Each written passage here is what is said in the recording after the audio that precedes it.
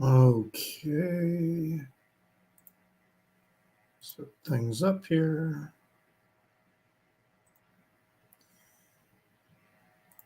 And looks like we are live now, and welcome to episode 31 of my Sunday brunch bunch. And, we'll wait a bit here before people log on. We will be talking about the year 2013. But first, I got to get something off my chest. Okay. Recently, there's been a lot of stupidity circulating on various social media platforms, all about, well, it's all about this avatar that Pink Floyd created to celebrate the 50th anniversary of the album Dark Side of the Moon. And oh man, the snowflake bros have just been coming out of the woodwork. And I just want to say to all of you who have taken umbrage over the fact that this is how Pink Floyd is, this is the graphic image that they are using to promote the 50th anniversary of this record. I'm saying to you, sit down, shut up. You don't know what you're talking about. You are really exposing your ignorance about this matter. It is just absolutely ignorant to be going off saying that somehow Pink Floyd has turned gay, or they're extolling or promoting the homosexual agenda. Since when have they gone gay? What utter stupidity! What beef-witted reasoning do you have to reach that conclusion? Do you not know what the original release cover looks like? There it is, okay? A prism with the spectrum of light broken down into the colors. All right, so we've got the white light going in and then the spectrum coming out. And then, on the other side, the spectrum is coming in and the white light is going out, okay? Then, all the other stuff that they've been doing, it's from the inside of the album cover. Who are you snowflake bros who think that Pink Floyd has gone gay? I mean, what utter nonsense. So just shut up. Educate yourself. All right? Do some reading instead of getting all your information from sources like Fox News or Breitbart or any of those other fake news organizations who are just trying to stir you up. That's all they want to do, is stir you up. Because if we're all fighting among ourselves, then there's no attention on them and the people who are all ripping us off. Okay? So seriously, all right? I mean, it's right there. The original cover. All right? So, I mean, do you get angry at the sky when it rains and the sun comes out and then there's a rainbow in the sky? Does that piss you off too? Oh my God, the sky has gone gay. What's going on here? Do you even stop and think about what you are saying and how it sounds? What are your facts to back up your assertion? What's my opinion? Well, an opinion is bullshit. An opinion's like an asshole. Everyone's got one. So seriously, to all you so-called hardcore Pink Floyd fans who don't want to listen to Pink Floyd anymore because they've gone gay. Oh God, what? And you call the rest of us snowflakes. You're pathetic. Take some time, read a book, learn about stuff. Maybe actually listen to the lyrics and contemplate what the lyrics mean. All right. Instead of getting yourself so stoned that you have no idea what they're singing about. So there's my rant to get us started. But I seriously, when I saw all that crap going on, on social media, I'm like, really, how can people be so obtuse? How can they be so misled into thinking this, to even promote this? Some stupid ass motherfucking troll started this, and then it caught fire because people aren't thinking. They aren't reasoning and going through. So, yes, Chris, you missed the rant. So you'll have to, after this gets posted, watch the first 6 minutes to get that. So I will collect my thoughts, because today we are going to yeah. Well, I agree with you to a point, but they can read and they can reason. It's just that they do not use these abilities. And just like with any kind of ability, if you do not constantly use it and hone it, it becomes lackadaisical and ineffective. There are what most people would consider to be reasonably intelligent people saying these things and parroting these, because they have bought into the doctrine, that supports this and supports this type of their brain becomes like a spent dick, to put it rather bluntly. But anyway, yes, we're talking about the year 2013 and just the single year. And I've got some, records to show, so we should have a pretty decent show today. And I'm expecting a few regulars to come join us here, and I will put the link out there for really for anybody who wants to join the discussion and has records to show that were originally released in 2013. We don't mind movie and film scores as long as they are original and not a collection of songs. They need to be original creations. And so that, is acceptable. But again, everything needs to be released in 2013. No compilations, unless it's a compilation of previously unreleased material. Which, particularly happens with a lot of content that was perhaps only released digitally, and or it was only available for that's digital downloading, etc. Or it quite possibly was like what Jason often shows on this show. It's dance mixes and things that may be taking some older songs but creating these new mixes. But most of what he actually does show is stuff that is original and was released in the year that we talk about. So even then, that doesn't always doesn't necessarily always count. But the link is out there for those who are prepared to join. And I've got, I don't have a lot to show, but it's enough that typically at our pace, the show's going to go for at least an hour, potentially 2 hours.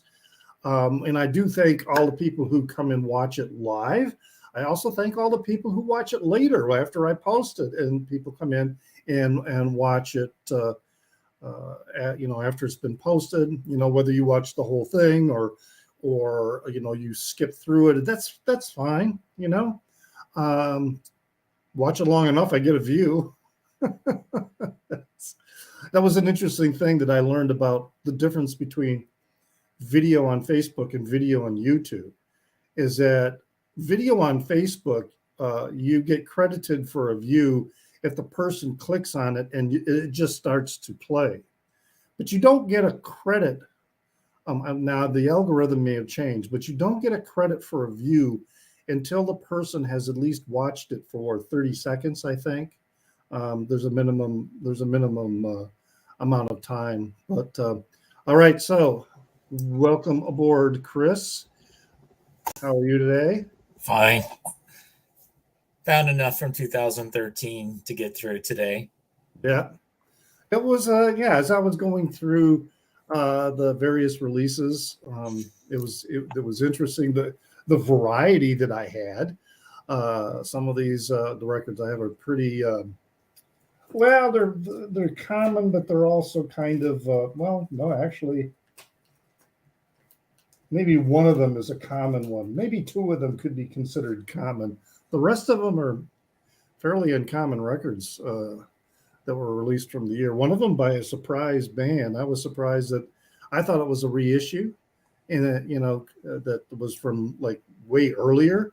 But that after investigating it, this is a band that's been around for a really long time, and it was a brand new issue. So, and by the way, we'll be posting our Gunkles episode soon.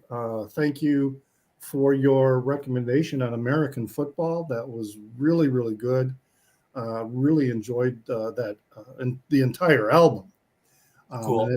It was definitely, my game. It was definitely a style of music that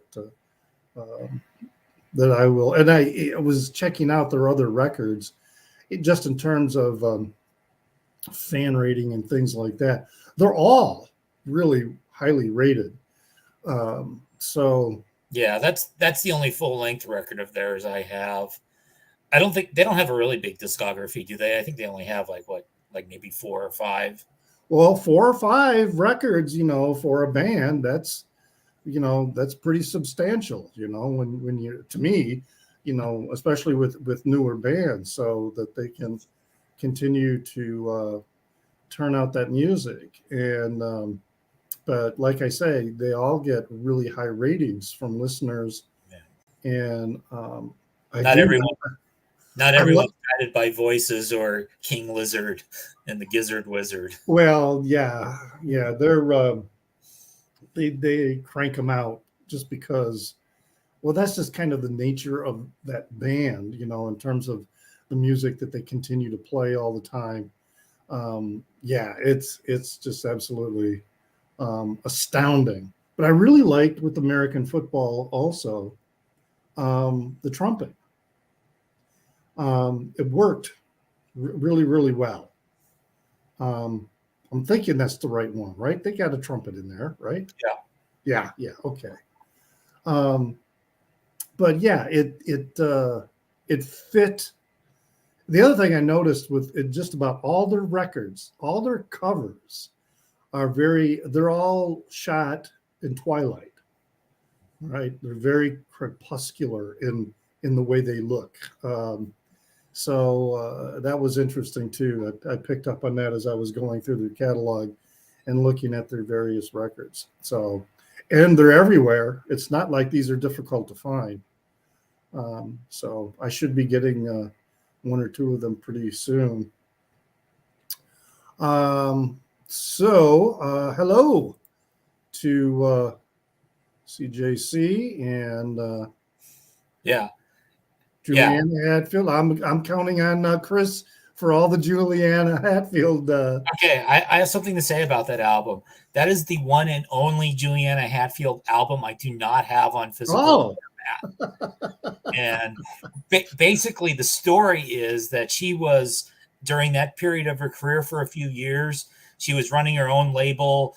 There was basically virtually no distribution of her albums. You basically had to know there was a pre-order on the website. And I was busy that summer, and I think she advertised it even worse than usual because she's not good at running a business. And I missed out on it, and I've never been able to get it since. And it's when it comes up for sale, it's always really expensive. I got a digital download of it, but that's the one I don't have on a physical format.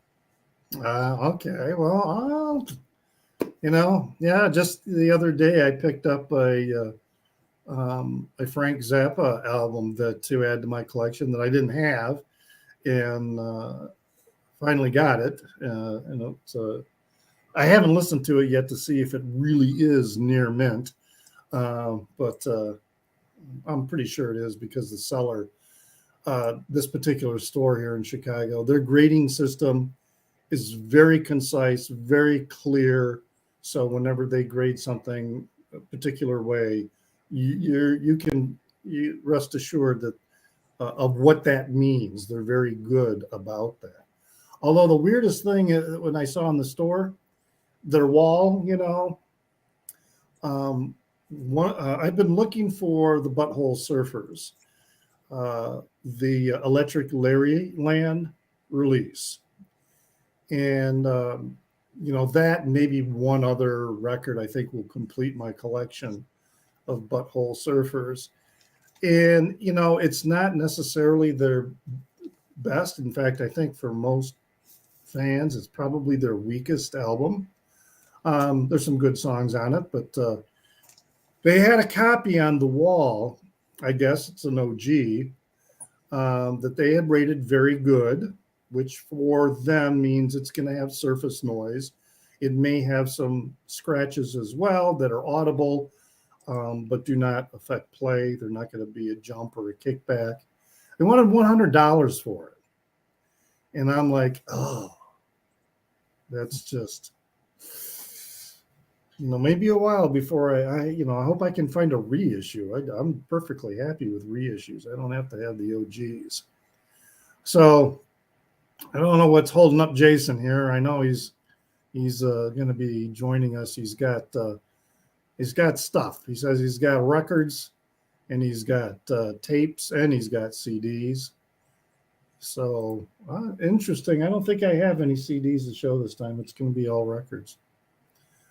So let's get started. All right. Anyway, so why don't you start us off, Chris? Okay. Well, since we know Christian is here and he's already brought up Juliana Hatfield, now there's the Wild Animals record that I don't have, but I do have this one. So Minor Alps, Get There. So Minor Alps, if you can see the hype sticker, was a sort of a one-time project between Juliana and Matthew Cause from the band Not a Surf. The song Popular from the late 90s would be the most well-known Not a Surf song. But sort of similar to Juliana, there's somebody that stuck around and continued making records and never really stopped. And so they did a project together. Most of the songs are them singing simultaneously. Their voices work pretty well together. It's a pretty mellow album, a lot of acoustic guitar, some keyboards. Probably the two strongest songs, I Don't Know What to Do With My Hands, which I'm pretty sure Juliana wrote, and then the song Max On, which I'm pretty sure Matthew wrote. But if Christian's still there, I want to know what Christian thinks, because I bet he has this album as well. It came out on Barsook Records, which is Not a Surf's regular label. I cannot think if I have ever seen that, but even if I did, it wouldn't register with me probably, because I wouldn't know who it is or whatever, and the album may not have been. I don't know. The cover may not have just really grabbed me, and it might have even been in a bin that I don't normally look in. Well, look who's wanting to join us today. It's Tommy from Tommy's Title Line. Hi, Chris. Hey. How are you doing? Fine. Cool. Well, now that you're in that position, you can start with something It takes. What do you got for us?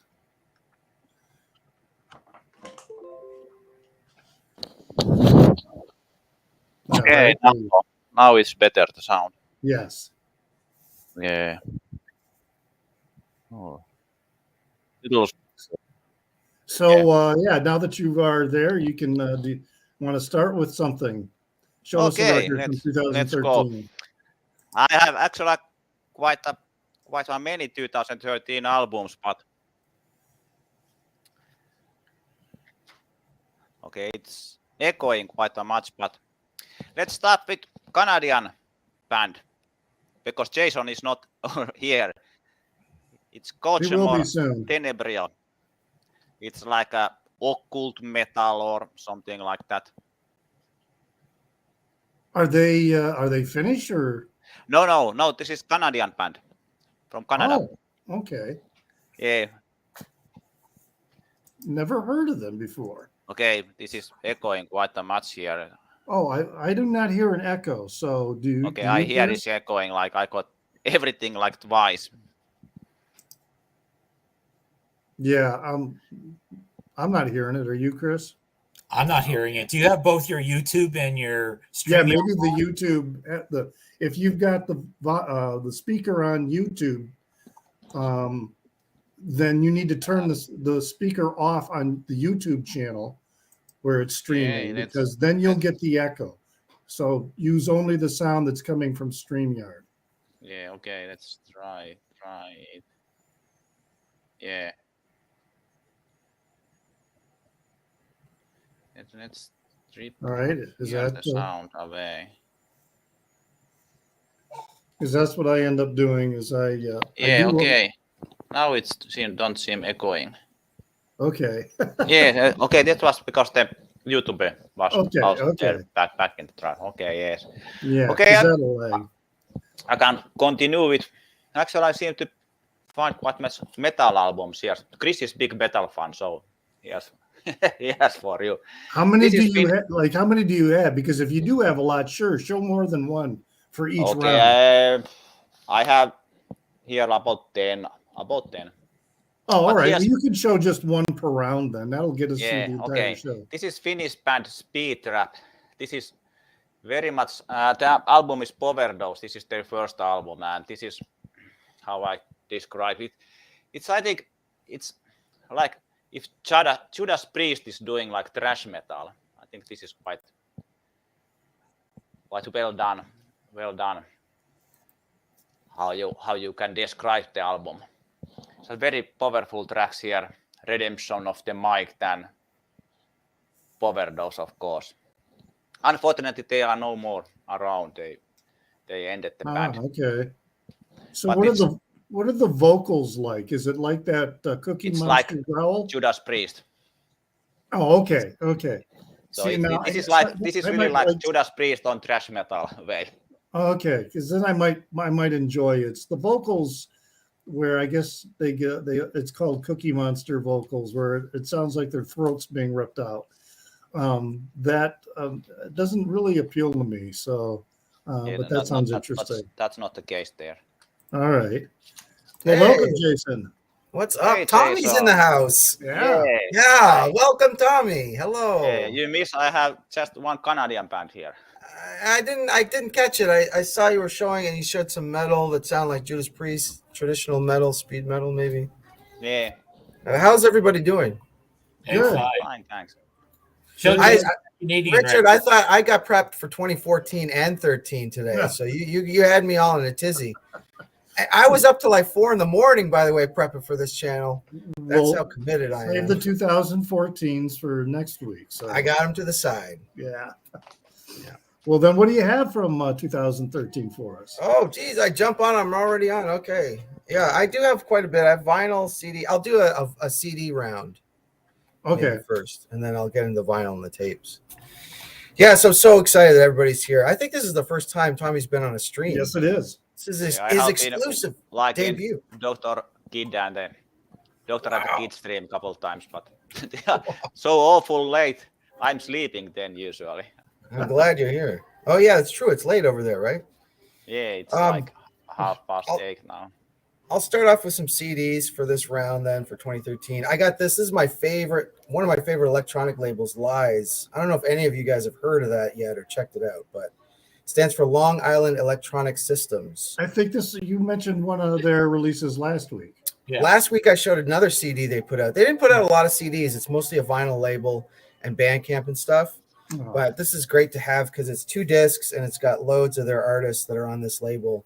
Kind of murky stuff, abstract stuff, experimental techno, lo-fi stuff, a lot of tape hiss on some of them. In fact, one of the artists I saw at a music festival once, and it was electronic music festival, it was so funny. He went on and the whole thing was just covered in hiss, like loads of reverb and like just super lo-fi. And at first I think the audience was like, what the fuck?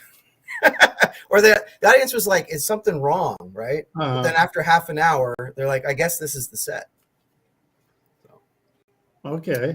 Lies I label. have a couple newer records by some musical acts that are kind of similar to that. There's a very lo-fi, very, very lo-fi. Yeah. But Yeah, they've it's on got some purpose. guitar going on and things like that. But yeah, I get what you're talking about. I think the artist I'm talking about actually was Jalea Fields on disc 2 of this that I saw Okay. live. But I've seen a couple of these artists live. They're usually one-person shows. Now, this one is a much cleaner electronic album. I got one more after this. This is the band called Boundary, or a project called Boundary. And this is actually a Montreal artist named Ghislaine Poirier, who was active in the early 2000s onward. Of course, this is now like, 2013, right?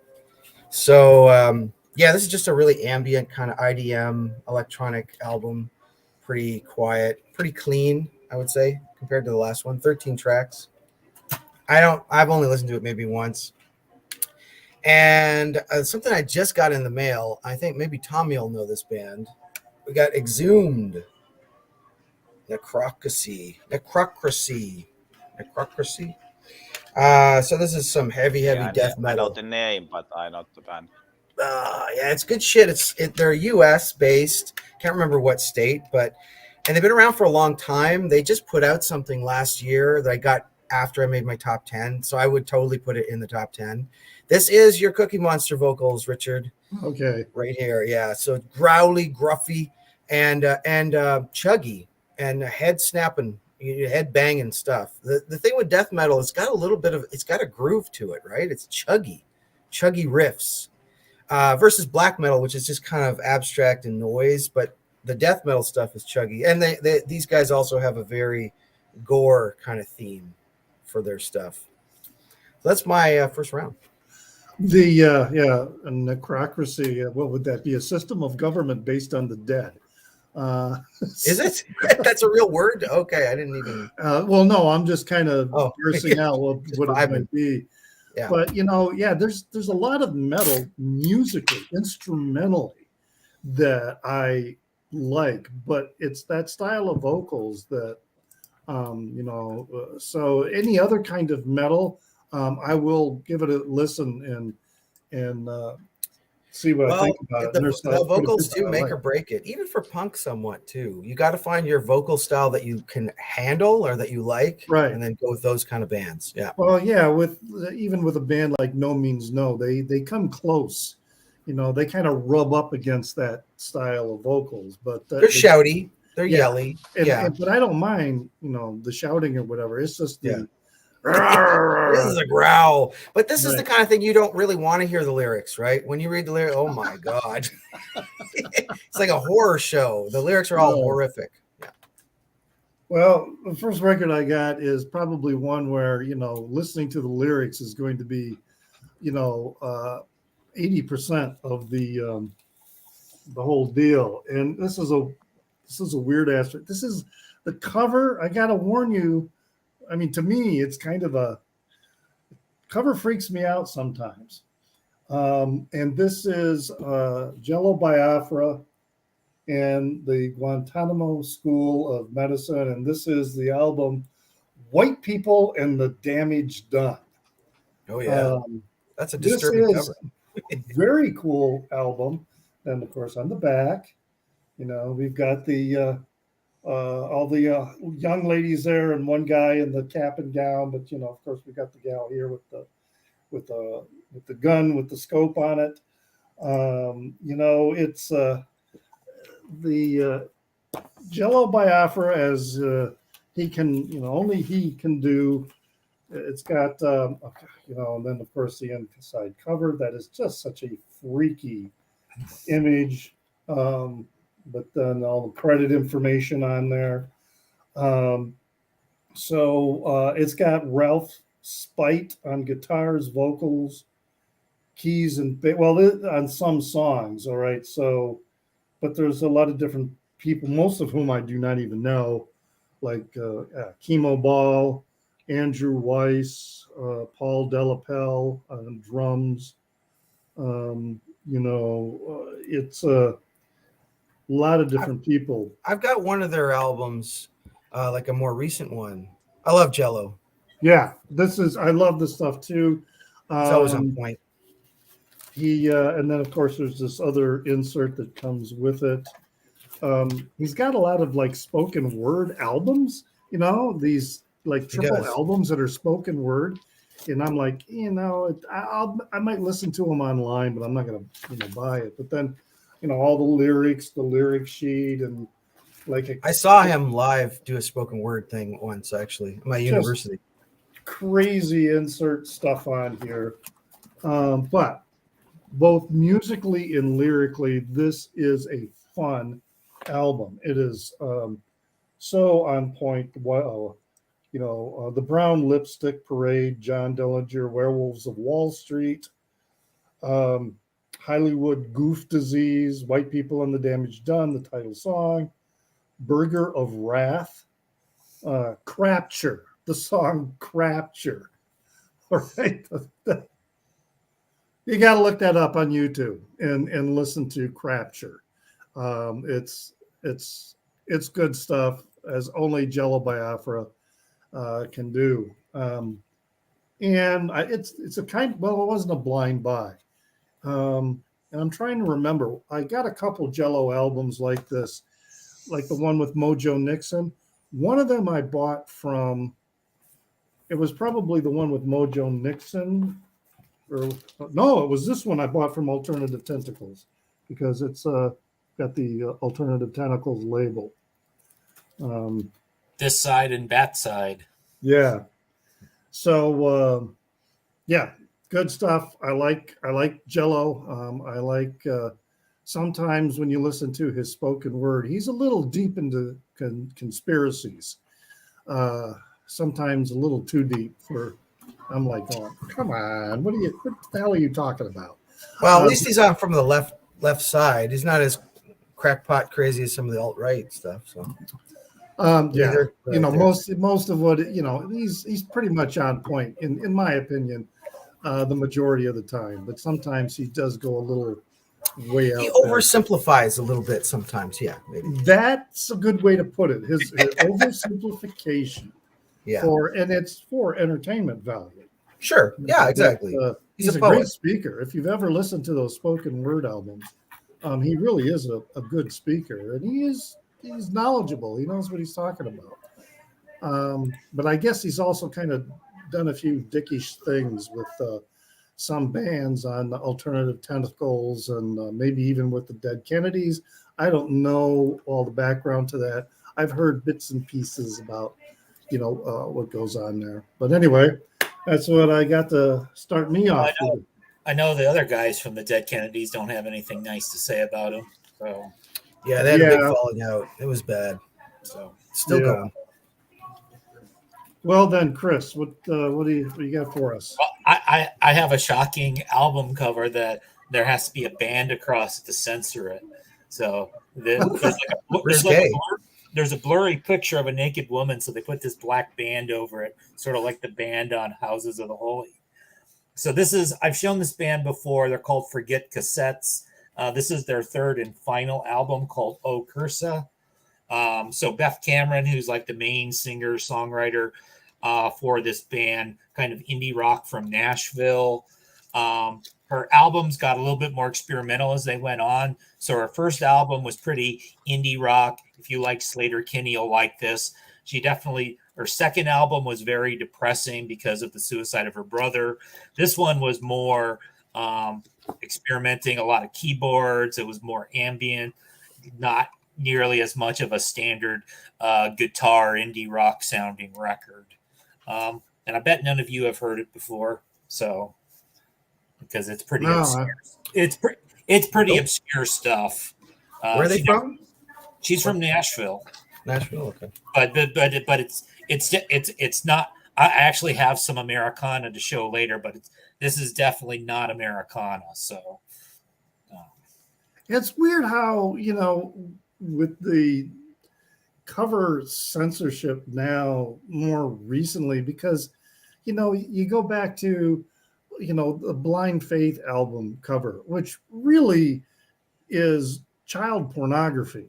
I mean, that is now the cover in the US initially was banned with the release of the record, but then it was later okayed, and so that seemed to be okay, and then these other more recent records, it's just weird how of course now one recent thing that I picked up, maybe it has all to do with the Mothers of Prevention. Maybe that's where it's all coming from.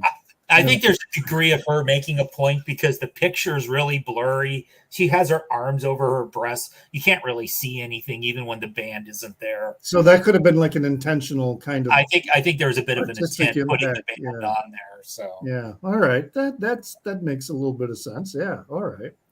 Well, Tommy, what have you got for us next? Okay, I have something from my country where I was born. So I have here Danish Agnes Obel. Do you know Agnes Obel? You have heard it. This is her second album, Aventine, and this is pretty much like only Agnes' voice and the piano. Very beautiful melodies, and this box set have CD and the piano notes and everything like that. And all her albums have been like very different from each other. The third album is very how I could describe it, like Twin Peaks like music there, and the latest one couple years ago was more ambient one. It's a very, very beautiful album, and she's actually quite big in Europe, I think, but not unfortunately here in Finland. She had big tours, but never came here.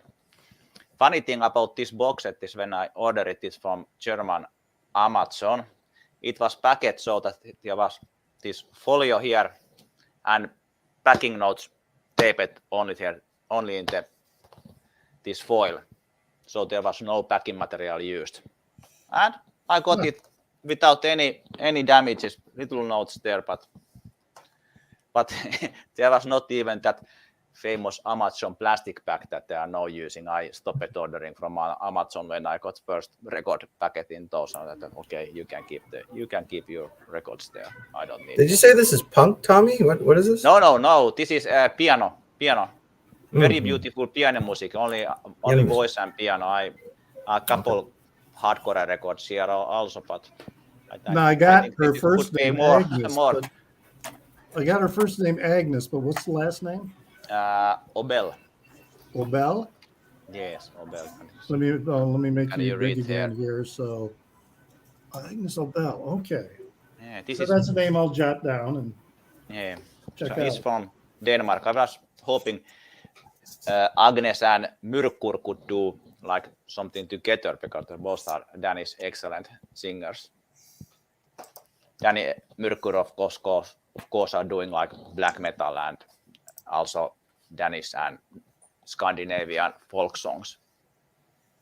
Okay, all right, cool. That's a new new artist for me that I'll have to investigate. All right, Jason, what do you have up? All right, I think I'll go into some sevens territory now. I've got tapes and I got bigger albums too, but I'll do the 7s now. And including, this is a first, I think, on your channel.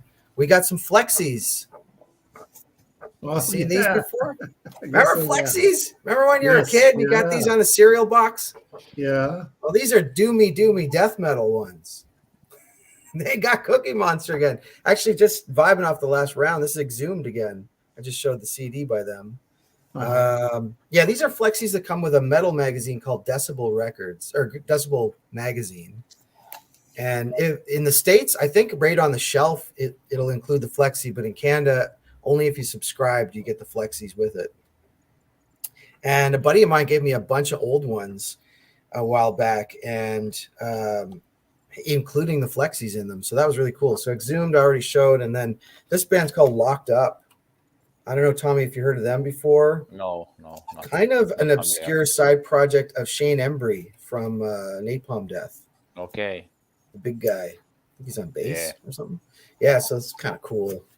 Grindcore a little bit too. And I got a couple metal 7s. Now I always say like metal 7s is pretty rare. Like it's not really a format that the metal bands use a lot, but I guess they do enough because I got a bunch. This one is kind of a stinker. This is a split. Iron Curtain, who I've heard of before. I think I have them on cassette somewhere. And Cyclone, spelt funny. 2 Spanish metal bands. So this is Spanish metal. Like they are singing in Spanish. And it's not very good, though. It's not very good. It's very traditional metal, a bit of speed metal. It's okay. I'm not huge on that style of metal as it is. So that's that. And then this one I really like, though. This is from Finland. It's Finnish thrash. Death Threat, No Heaven. Death Threat. Okay. Yeah, it came with 2013. It's on the Nuclear War Now label. Inside here. I haven't been following the Finnish metal scanner. Yeah, it's Almost good, man. all. As most things from Finland is good, right? So Yeah, of course. it's not going to disappoint. I think it's thrashy and it's almost like good crossover. So Death Threat, No Heaven, that's wicked. Back to some grind. I got 2 more here to go. Grindcore. This is Grinch Finger. Look at that ghoulish cover. That was a good day. Okay, now I can see the image and the face in it. Okay. Yeah, and this is the backside. The backside looks a little more 90s. Yeah. Man, I was vibing last night. I ended up not going out last night and just staying home watching 90s movies. The Fifth Element was on and 12 Monkeys. Oh, And I I'd love never 12 Monkeys. I had never seen 12 Monkeys before. That's Crazy. It's a good movie. It's a good fucking movie, man. I think Brad Pitt's overacting a little bit, though. I'm not a big Brad Pitt. I don't know why he got nominated, but it's okay. So this is actually a split. That's why it's the 2 different artwork: Compulsion to Kill and Grind Finger. So some grindcore there. Split.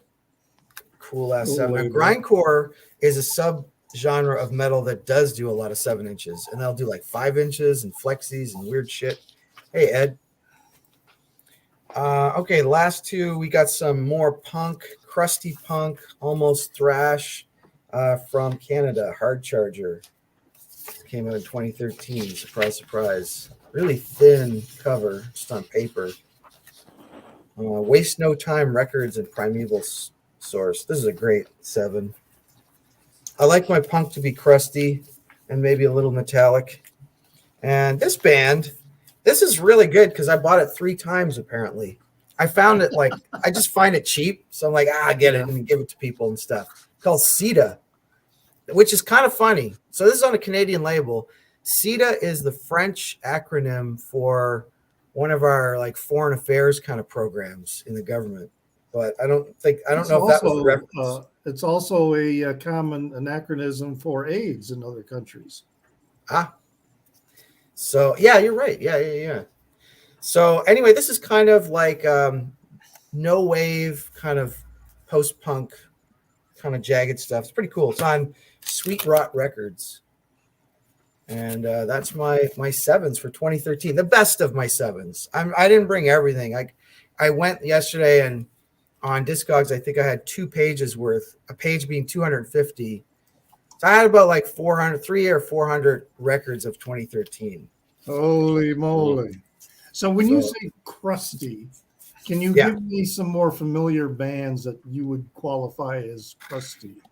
Tommy, what's the most famous crust band? I don't know. Like, Amebix, yeah, what like would you say Chaos UK started the Chaos, crust thing maybe, a little bit? maybe Amebix. I think they are the fathers of that And genre. I still don't know who they are. Extreme Noise Terror. Like, I think it kind of comes out of the UK and D Beat, which is Discharge, and then it just gets crustier. Like, it kind of sounds the way it's called. It's kind of rough and noisy and distorted vocals. You won't make out the vocals that much, and it starts to blend into grindcore later. For me, I think it's too much of those sub-genres. For me, it's punk and then there's hardcore and all this Yeah. crust and DP time. I don't know what the hell those are. Yeah, sometimes. But I don't, usually quite many Finnish bands are those DP and crust nowadays. That's the like because most hardcore style here. like hardcore from the States, like DC hardcore can be pretty clean compared to a crusty hardcore band. I guess that would be Okay. I don't know. All right, maybe that helps. I don't know. Clear as So, mud. all right, my next one is kind of my next couple ones are going to be more in the psychedelic vein, and this is the record that I was surprised that this was not a reissue. That this is a brand new, and maybe someone knows for sure, but the band is Os Mutantes. It's a Brazilian band. And let me make myself big here. Indie rock. And I forgot. Look at that. I'll bring Jorgen up here. Hello, Jorgen. Mr. Mainstream has I joined. didn't see you down there. Good morning, Tommy. Nice to see you. waiting. Hey, hello. Yeah, good to see All you. right. Well, then we'll get around to you there eventually. But yeah, so Os Mutantes, or the Mutants, very psychedelic. They began like in 1969, 1970. And this is Full Metal Jacket is the record. And really good stuff. I mean, when I see the records, they don't crop up. They've been doing reissues of them. This has still got the shrink. I should really pull it off because I can see that it's already shrinking enough that it's starting to bend the cover. So yeah, I should remove that. But anyway, they've been reissuing a lot of their earlier material, but it's still really pricey here in the US. I mean, they will go for like $40. But they're very good repressings, really good, like I say, psychedelic, and with the South American flair to it. Some of their songs are in English, some are in Portuguese. So it's very, I'll say accessible, not because I'm suggesting they're mainstream or anything like that, but you don't need to be fluent in Portuguese to appreciate and enjoy their music. So if you like psychedelic rock, and especially that from the 70s, give Os Mutantes a listen. It's well worth it. Is it And- heavy? Like heavy psych or? No, it's more of a theatrical kind of psych, I think. It was what they called Tropicalia, right? That style. I do not know that term, Brazil. Tropicalia. So I have an Os Mutantes, but it's a compilation of their early material from late 60s, early 70s. I haven't heard anything more recent by them. Okay. But yeah, yeah, it's- you wouldn't call it heavy psych. It's No, it's not no. going to remind you of like early hard rock. So it'd be No more. Black Sabbath. no. Yeah, it would be more of the psychedelic of the, Odyssey and Oracle, early Bee Gees, maybe that kind of The Birds? No, I like the Birds. Yeah, maybe. I don't know. What do you think, Chris? A bit, but I mean, you can Stretching it. definitely tell. I mean, there's the South American influence they have as well that makes it a little bit different than like the American music from that period. And there is an affectation to it, as I said, that there's a little bit of, in how they would like dress up, for their gigs and things like that. At least how they used to. Very Baroque style costume and things like that. So there was their music was kind of very much a multi-sensory experience. And I better. How do you spell them? Can you put it in the chat maybe? What? Yeah, I'll look them up. yeah, I will. I'm intrigued. I will do that. So, but I'm checking out more Psych all the time. Yeah, Os Mutantes literally translates to the mutants. Right. Yeah. Mutantes. Okay, I got it. And yeah, as I say, their records, brand new repressings, reissues, crop up once in a while, but they're typically, on the pricey side. At least that's been my experience. Whenever I see it in the store, it's usually around $40 for an LP. All right, Chris. Oh, I'm gonna do a round of 3 7-inches. They're all gonna be very different from each other.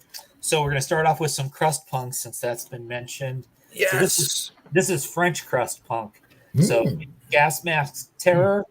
This is very political. So 1961, October 10th, 1961 was an infamous massacre of a lot of Algerians by French police.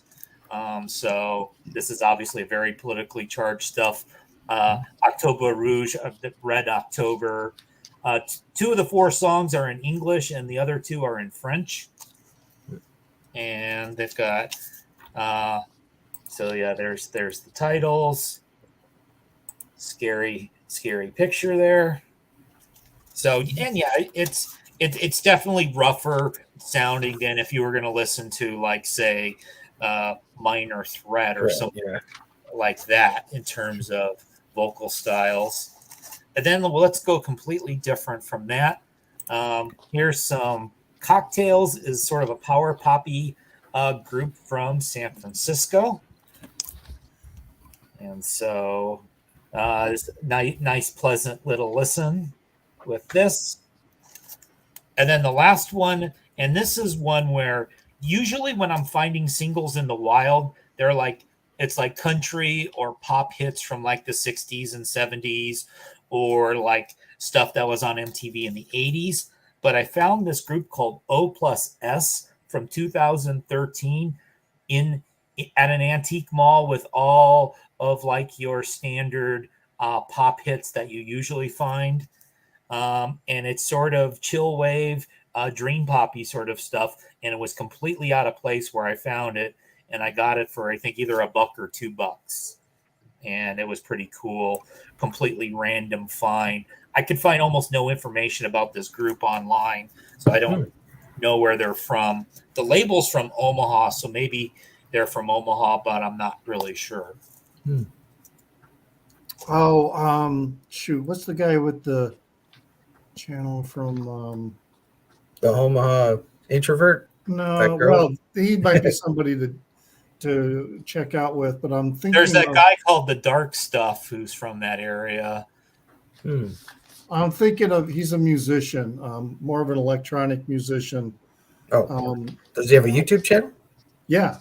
Okay. He posts every day. That doesn't sound familiar to me. So he's a black guy my age. Okay, so he's in his 60s, and it is a huge record collection. But yeah, he's played with a lot of people, and he has done albums, and so if this group's from Omaha, he would probably know them. He might. Yes, he might. Yeah. So why can't I think of his name? God, he's a fairly big channel. He's got thousands. Show that record again, Chris. The Like O plus S. the Omaha one? Yeah. What does the center label look like? What's Uh, the record label look like? let's pull it out and They I'll got a tell logo or anything? you. Obscure Omaha Dream Pop. Oh, okay. O plus S.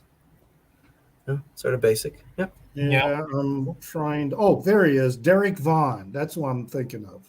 Oh, okay. I've seen that guy's channel before. I Saddle. haven't watched him much. I didn't realize he was from Omaha. So Yeah. this is an insert inside of the label. So we can Indie check rock out. label. Yeah. Yeah. Huh. So there's a bunch of indie rock on this label. So I don't know if this necessarily means the band's from Omaha. Yeah. And But if there's the labels are there, who knows? He may know the people at the label and may know how to get names of around. to find musicians them. are on there, but there's nobody I've ever heard of. So Yeah. I don't think it's anybody. I don't think they ever became famous. So Well, fame doesn't always equate with right, skill or quality. Quality. Yeah. right. There But- you go.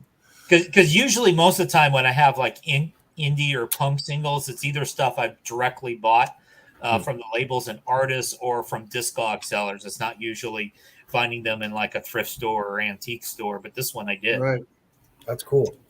Yeah.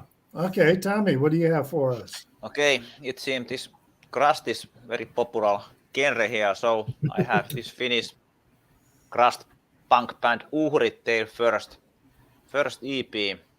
This is really good band, and I know they recorded new album last year, but I don't know, they haven't released it. I don't know where it's.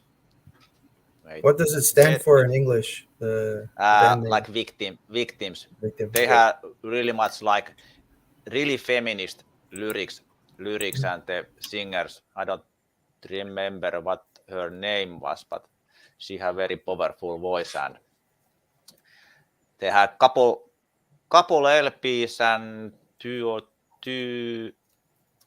EPs, I think, and now new LP is ready, but I don't know where it is. Excellent band anyway, and they have been around like 10 years now. And of course, because I am in here stream, I have here, I don't know, this is Oh yeah, I see that Tervet band all the Cadet, time. 7-inch here and back over here. I don't know. This Are they queer Strangers. punk or something? Or that's pretty suggestive. No. This is like what is this? Piinava Just sexy. nautinto. This is in English. Pleasure from hurting or something like that.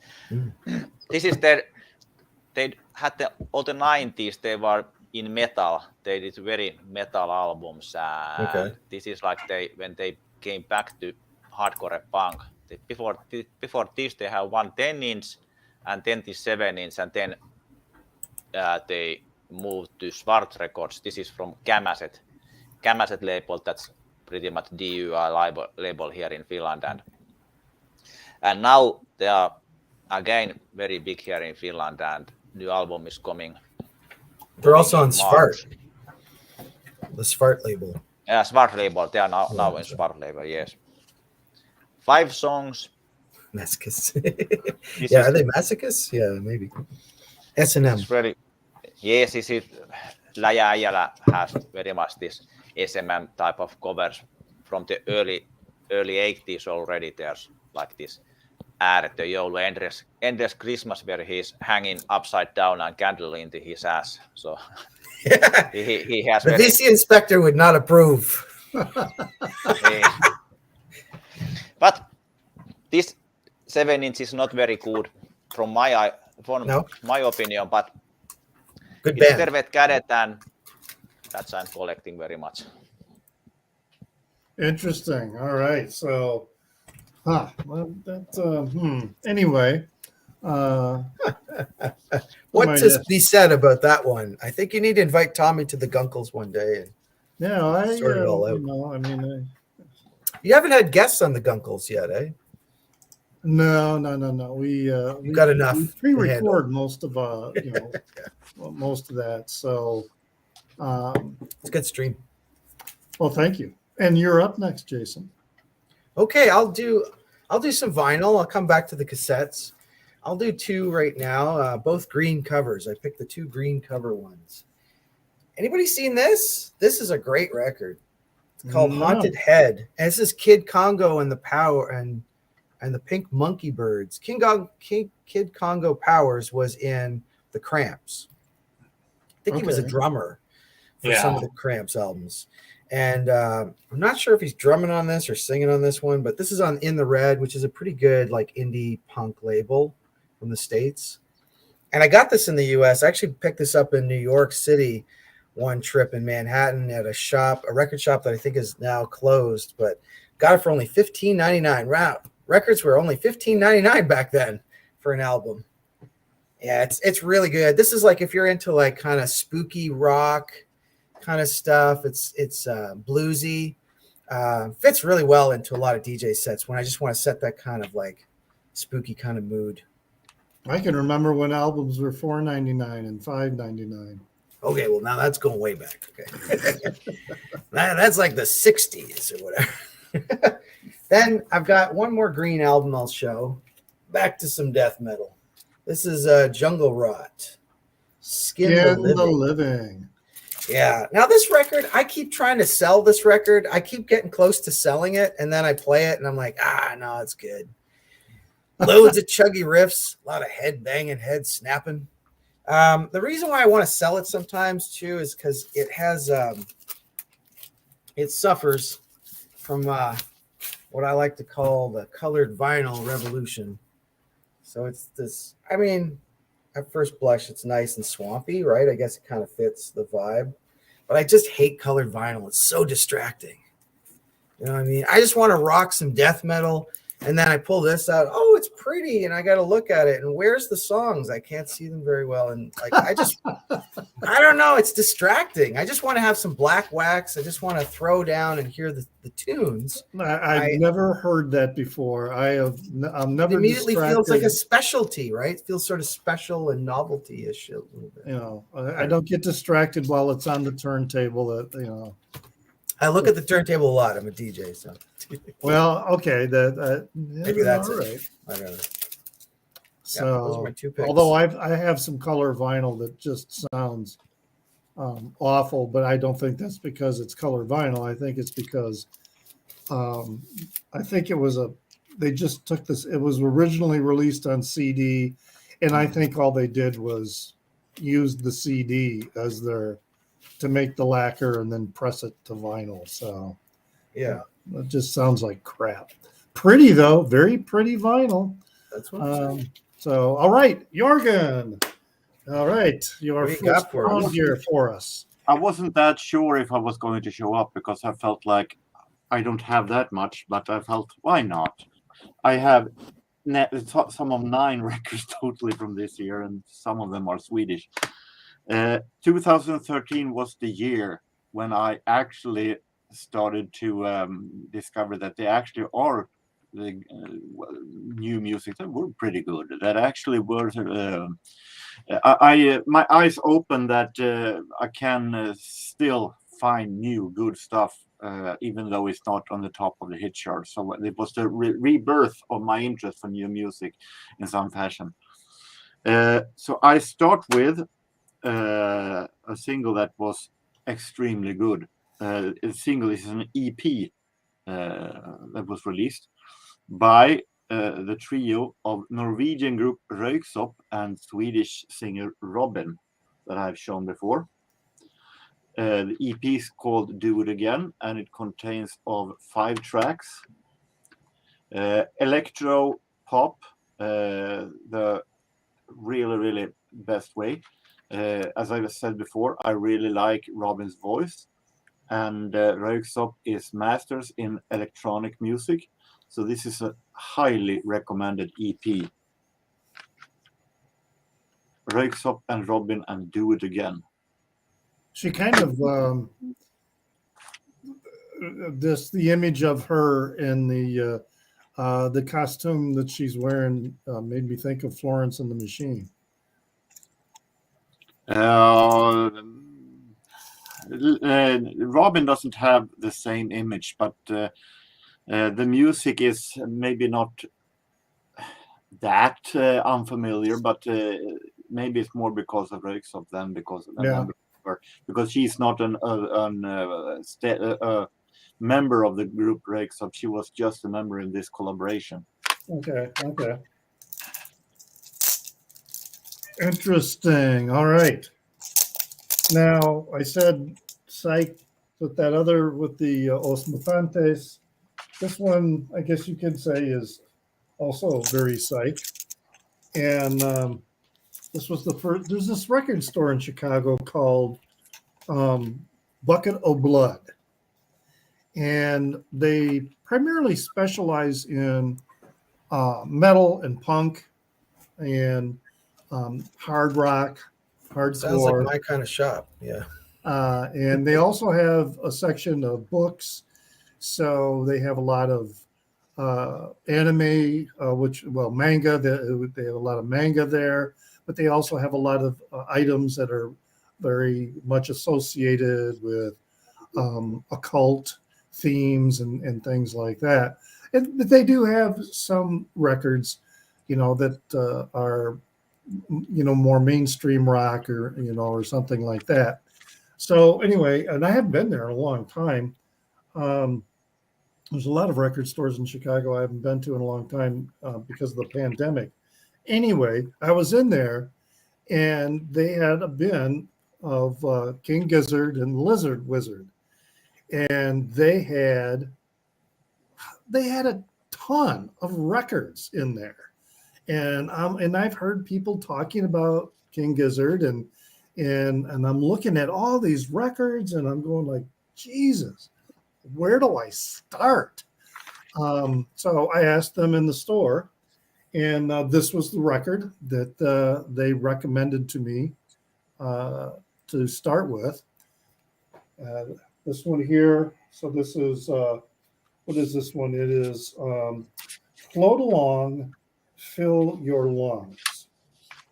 Because I was asking them about King Gizzard, and I said, "Yeah, what kind of band is this? What do they sound like?" And they're like, "Yeah, well, every album kind of sounds different."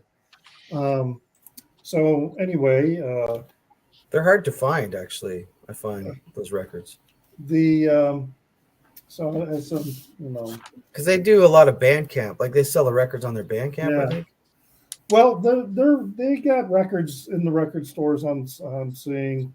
There's a couple that I would like to, but this is one of those bands that like 1 year they released, like last year I think it was, they released 6 albums. It's like it's just they keep cranking out stuff. It's just there's no way you're going to be a completist unless you started at the beginning and you just bought everything as soon as it came out. But this was a good recommendation. You like it? I really like it, and I have picked up some more King Gizzard records since. I don't have that many. I think I have maybe 3 or 4. So are they like all long jams, or are they like shorter songs? Like no, I see this one now. Nonagon Infinity, that's a long jam that basically repeats side 1 and side 2. They just flow right into each other. But this one has individual songs. And the songs are individually, they have their own character. So they're not necessarily all kind of the same thing. But yeah, and it's true. Every album they release is really kind of different. Sometimes I think what they're doing is, they're kind of I guess you could say a psychedelic band that follows the jazz style of music creation, and that they have this general theme that they sort of jam to, and if they'll record it, but every time they play it, they'll follow the theme, but it's always different. It's improv, yeah. But they also go into metal and stuff too, right? Like, well, I have all kinds of territory. A lot of it, but it comes with this poster. So. Yeah, a good friend of mine was looking for their albums like crazy here. He loves Fish and the Dead, And then he kept talking about this King Gizzard. Yeah, everybody's talking about them, right? They're pretty Right. popular. So yeah, I would put them probably in a similar. They're not so much like the Dead in terms of musical, the way the music sounds, but in terms of being a jam band kind of thing, Right. Like Fish, and like some other, like even like Black Angels, maybe they might be more closely sound wise. I knew it was a jam band because as soon as my buddy was telling me about them, he couldn't describe what genre they were, right? So it's like, okay. And I know him, right? I know he likes Fish and Dead, so I'm like, okay, I get it.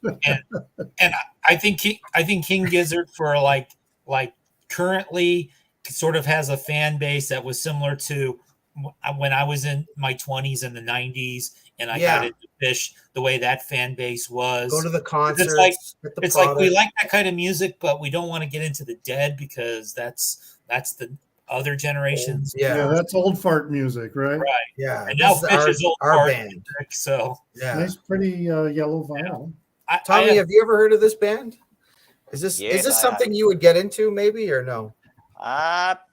They have good songs, but not all. And they do many albums per year. Yeah, a lot of albums. I'm not going to buy anything. It's good to have in Spotify to put some list down. Right. But maybe too long songs for me. Even I like doom metal, very long songs, but true. Right. They have, like I say, there are some like this one where there's like 6 songs on each side. And then you go to something like Nonagon Infinity, which is just one continuous song, just looping all the way through. Yeah. I have 2 King Gizzard records, and Nonagon Infinity is one of them. So. Okay. Does it get a lot of spins or just once in a blue moon kind of thing? I mean, both of them I picked up fairly recently, but Nonagon I've spun, and then Polygon Wonderland is the other one I have. And that was the one that they put out for free that anybody in the world can release their own record label. So you look up at Discogs, there's like 300 different versions of it. Wow. Different I should put it out on my label. you literally can. Wow. People put it out on they put it out on cassettes, 8 tracks, mini discs. And so that's cool. That's really really and cool. the thing is, it's like if you were trying to be a completionist with just these different versions, it would be hopeless. It could be like a nightmare. Right. They have like a sense of humor. It sounds like. Yeah. So, but Polygon Wonderland. Anybody can put it out on their own label if they want to. Wow. That's awesome. You know, and I saw it for sale in a store. I didn't know that they had it available for free if you wanted it, but obviously you can just go download it. I should do that with my transmit. I'm not so much into the I'm not that much into the downloads anymore because I would need to get the kind of I'd need to get something like a FLAC file so that it's a lossless or whatever you call it. There's not like an MP3 that's all compressed and everything. Yeah. And then I would need to get the equipment so that I could listen to it, on my stereo. So I just prefer getting it if it's on vinyl. But that's the only things that I got on that I downloaded as MP3s, and then I burned them to CDs was the early car seat headrest stuff. So, all right. So, Chris, you're up next. Okay, I'm going to do a couple of CDs this round. So the first one I'm going to show is Portugal the Man. So a pretty trippy looking album cover there. And the disc. The album is called Evil Friends. And this group, they sound pretty much like kind of what you're kind of expecting indie rock bands to sound like in like the early 2010s. So you can tell they listen to the Beatles, they listen to Psych, but they also listen to post-punk because you've got elements of all of that sort of within their music. So I don't know. I can make a really interesting confession that Portugal the Man I've heard of. And I actually heard some songs that were really good by them. All right. Whoa, connecting with Jorgen. Yes. Awesome. All right. And then the other thing I'm going to show is Billy Bragg, Tooth and Nail. Oh, I love Billy Bragg. Yeah. So he's still doing stuff in 2013. Okay. Wow. I mean, I think he's still doing stuff today. I mean, Yeah. if you, I'm not going to say that this is any sort of big stylistic change from him from his earlier music. In fact, I mean, I have a couple of his early albums. I have this one. I think I just bought it on a whim sometime. Yeah. I'm not a Billy Bragg completist, and I don't think it's not like he's breaking like new ground. It's like he's playing the guitar. He's political. He'll let Political you know. songs, romance song, love songs. Yeah. Yeah, it's it's pretty much What Billy you Bragg. want. So that Billy Bragg is a name I've heard, but it's not a name. It's not music that I think I've really listened to. I probably heard it. I grew up on Billy Bragg, like Billy Bragg and the Smiths. That was like my teenage angst stuff. Okay. That was Billy Bragg was. I think Billy Bragg was bigger in Canada than the U.S. because we have the kind of a UK Canada tie sometimes. So we would get into bands, and they would put out releases only in Canada before the U.S. So was he sort of 80s? Yeah, this would be in the 80s, and like there was videos on Much Music, and he would do tours in Canada, and yeah, he's kind of like folk punk, right? Like he was just a man and a guitar. He's like influenced by Bob Dylan or Woody Guthrie. Yeah, I think it's worth investigating. His early stuff is my favorite, obviously, and then he gets more instrumentation in some other album, and he even has an album with Wilco. Shame, I don't really like Wilco, but. You might like that. You might dig. Billy Bragg. I'm not going to say that it's a favorite of mine, but the little I've heard is okay. Yeah. All right. Well, Tommy, what have you got for us? Okay. If it's okay to you, I saw 3 albums here because I think I have soon go. But I should have picked something from Sweden because Jörgen is here. But I have here Norwegian band High Priest of Saturn. This is doom metal, so here's only 4 tracks here, and I don't know the name of these guys here. What is this singer? Mekete. Okay, it's female fronted band. Really good album. I think they had this demo out a couple of years before this. Swart Records picked it up. Very good album if you like slow doom metal stuff. Well written album. Do we have the Cookie Monster vocals or no? No. It's this female fronted. Very. I like the. It's like Black Sabbath, kind of. Yes. Okay. Yes. A little similar like that. I like when they are really sing those words, not like those notes, death metal type of singing. I don't like that at all. Only all the early stuff. But then I have a couple albums that I was really much on 2013. One is from Jason from Canada, Blood Ceremony. This is I didn't produce it.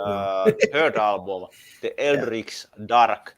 So I call this genre like occult metal because the lyrics are about witches and black metal, magic and stuff, and there's a lot of flute playing there. And this band has also, they have 5th album coming soon, but I don't know when. They have been many years now after the 4th album. That was where in Canada? Where in Canada are they from? Montreal? I don't know. I don't know. Are they French? No. Okay. No, they do in English everything, and this is also female fronted band. I don't use when I'm talking about hardcore bands in my channel. I don't use word female fronted because every Finnish hardcore band nowadays have female members there. Nice. Almost everybody. So there's no point to talk about is the female fronted or female guitarist. So they're just bands doing great stuff. And this is the last one I'm going to show here. This is Ceremony and their second album. This is psych rock. Oof, that looks like a bad psych trip. Yeah, this is like also you can say like maybe Black Sabbath but maybe more rock influence there. And wow. Also, these songs are about suicides and witches and everything. But Okay. good songs are about. Anything and everything. I have seen this band, I don't know, 10 times at least live here. Every time they are in Helsinki, I go to see them. It's very, very good band. What gonna was the say- first record again that you showed? The first Doom record. Yeah, what was that one? Yes, I put the record. Yeah, High Priest of Saturn. They have couple albums. I don't know, are they anymore active or not, but this first one is really good. Tommy, how would you describe the difference between stoner rock and doom metal? Doom metal, I think it's more there in the near to dark. Sabbath. The Sabbath sour, one, yeah. and of But course they're both slow. The lyrics Yeah. are in doom metal. They are maybe traditional metal, not only like weed smoking or something like that. It's Yeah, stoner like rock. stoner rock is more weed smoking, but it's slow and heavy too, though. Stoner. Yeah, They're yeah, both that's slow and true. heavy genres. Yeah. I like both genres, and at least back in the 10 years ago, I listened quite a lot. But now I'm maybe more back in hardcore business. Like the band Sleep is more Yeah, stoner Sleep rock is- than yeah. doom metal. They're more stoner. Yeah, that's maybe more stoner. Okay. I think Okay. the most loudest band ever I have heard is Sleep, and I sold all my Sleep records. They were too boring. No, they were long. Yeah, That made you Appropriately sleep. That named made then, you huh? sleep. they put me to Yeah. sleep. Yeah. Yeah. All right, Yeah, Jason. the what do you- Jerusalem 53-minute songs. Hey guys, I have to go now. This was very fun, and next time maybe I try to use more than 3 minutes to pick these albums. Oh, you All did right. good. You did Thanks well. for joining us today, Yes, Tommy. Great okay, to it's see you fun. here. Yeah. Okay, but See you soon, take man. care Take and care. have fun there. Yes. All right, Okay. bye-bye. Take Bye-bye. care. Yep, bye. Oh, that was awesome. I'm glad we got Tommy in there. That's good. Yeah. All It's, right. it's just as late as Jorgen, I guess. You guys the same time frame probably over there. Yeah, I think it did device 1 hour. Okay. I'm gonna So do what you got, cassettes. Jason? Oops, wrong person. I'm gonna 'Cause do you a used to cassette. be in this position. Yeah, I'm gonna do a cassette round for this one, including a very special cassette to get into as well. But first up, I'll start off with Strong Boss, Live Action 1. This is an industrial band from Montreal, from Canada.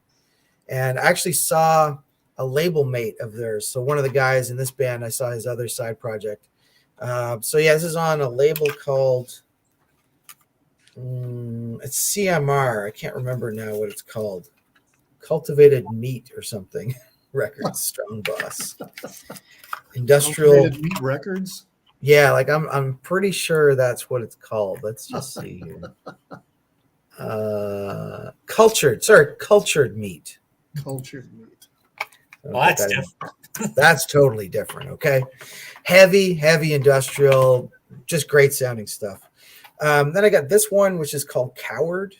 This is sort of heavy, ambient drone stuff, and the album's called Shitheel.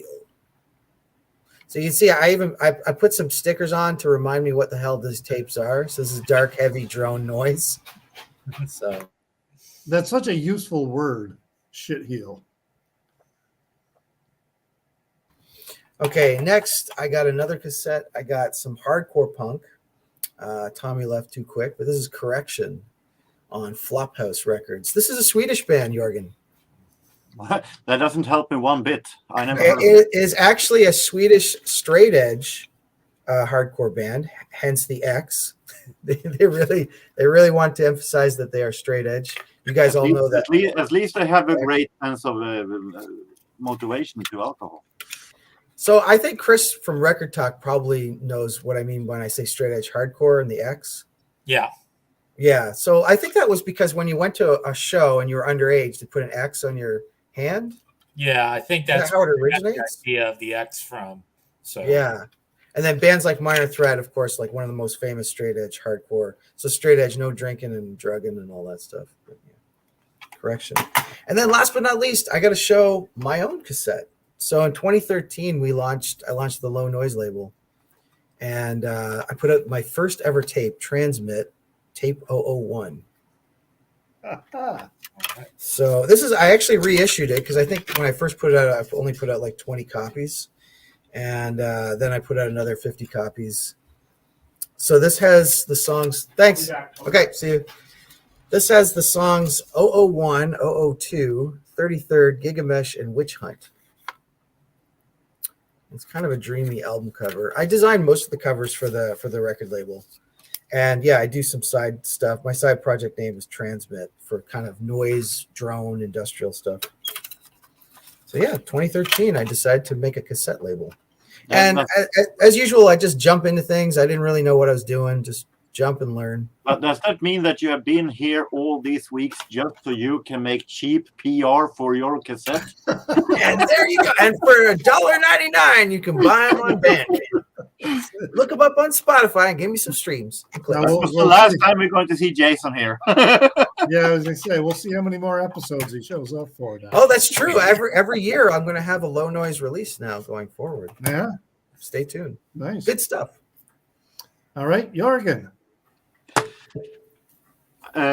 Finally, after all of these metal and punk and hardcore and whatever you call it, some really nice synth pop. Okay. Because, going to the band that when I heard this one, this was one of the first bands that were released new stuff that I realized that, hey, this actually is really good. Maybe there are some more to discover from the new music. So, I got this record as a gift from a Norwegian friend / subscriber / VCL member. It's a band called Churches.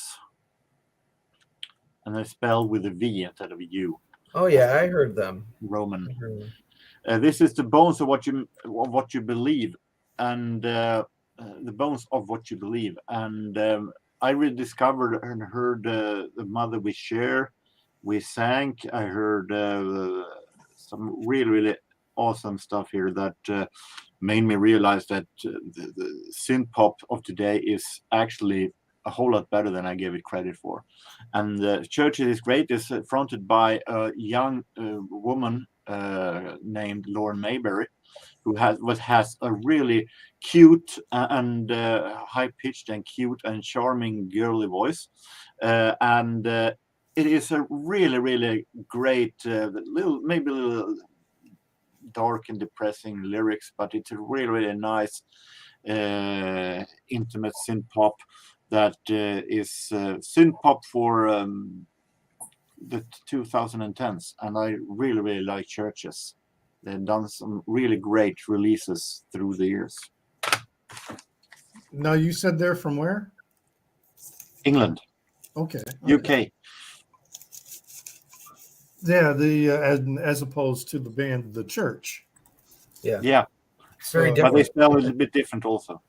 Yeah. Yeah. This is more electronic. Yeah. Yeah, cool. Interesting. I You would like it. It's similar to Scissor Sisters a little bit, I think. Maybe. I don't know. A whole lot better, in my opinion. Okay, yeah. More quality, and the newer band, right? Or did they start? I would say the Churches is a bit darker than Sisters. Okay. It is more of a traditional synth pop taking a step forward in modern production and modern sound. Okay. Yeah, and I wouldn't classify Scissor Sister as synth pop at all. They're electronic. They're a guitar-based band. Yeah, but they're I guess. All right. So last week I showed the debut album of Jake Bugg, and so now we've got his sophomore album, Shangri-La, which suffers from what is often called the sophomore slump. You know, it not as good, not as strong as that debut. It's a Rick Rubin production, and I kind of feel like it's a little bit overproduced. The songs also, Jake Bugg did he co-wrote songs on the debut album. I think he was more in charge of the writing than his co-writer. I think in this record, I kind of feel like he abdicated some control over the songwriting. It's still, it's a good album. There's some, the opening track, There's a Beast and We All Feed It. He's still got some of those songs that talk about street life in Clifton in Great Britain, like Kingpin. But then, some of the others become a little more contemplated. He's got the song Messed Up Kids. So yeah, there's still some songs where he's singing about street youth and things like that in some of the issues, but it just doesn't have the with the debut record, people were kind of talking about him in a vein of that he was the kind of singer, songwriter, and player more in the vein of like early Bob Dylan and Woody Guthrie, that he was potentially going that direction. He kind of shifted a little bit away. I think he was misguided in some respects with this record. But it's it's still a good record.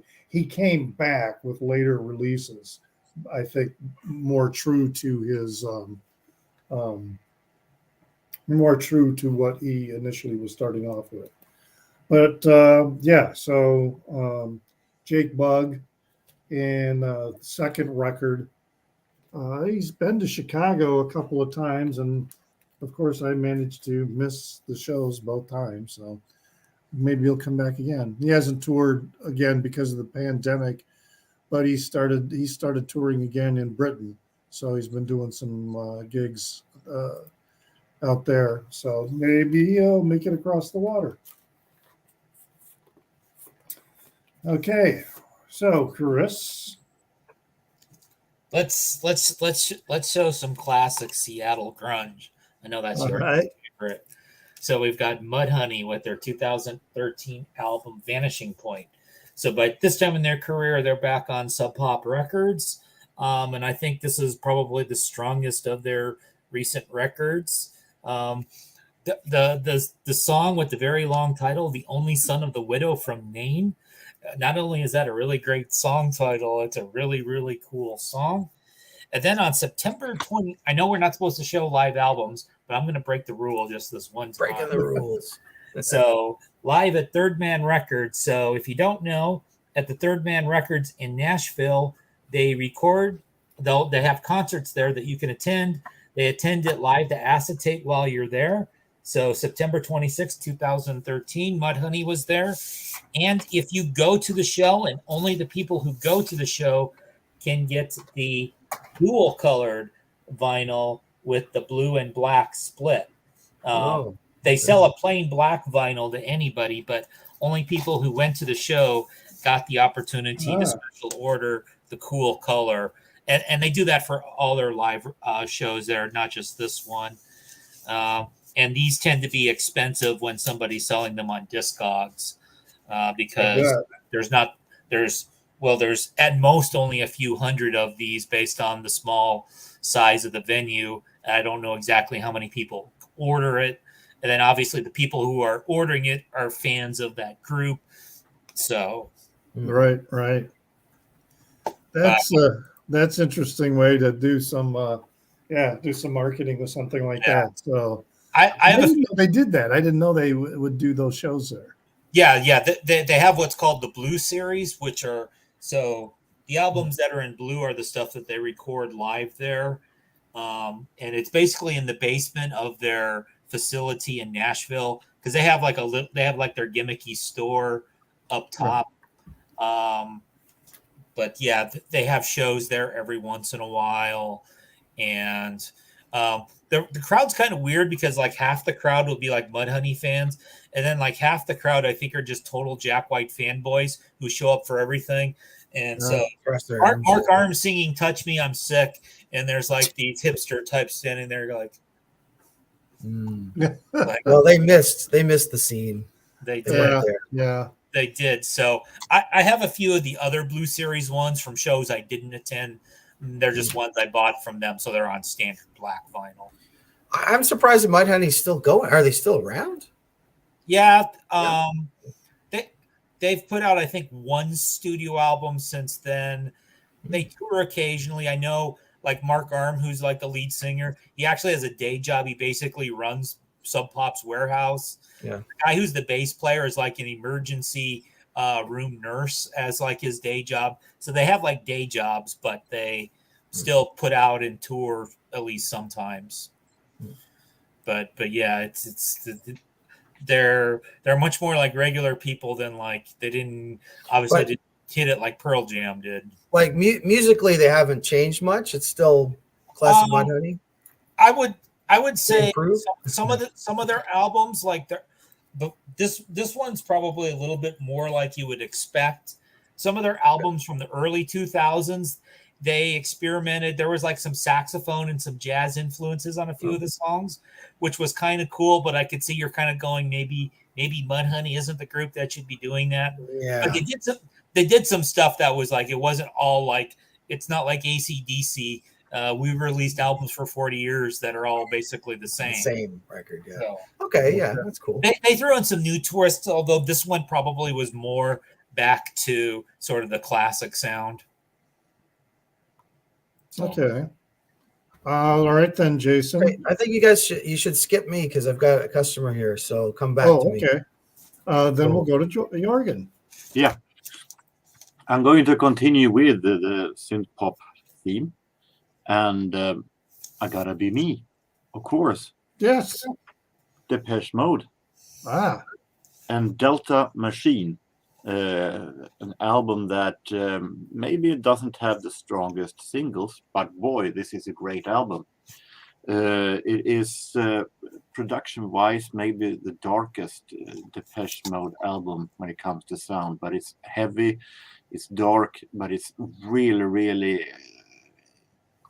close atmosphere, really heavy atmosphere, and a really, really great one.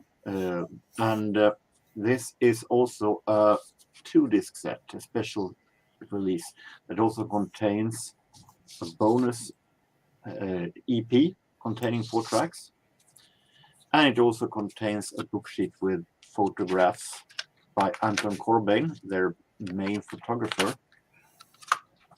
So Depeche Mode Delta Machine, a really, really great Depeche Mode album.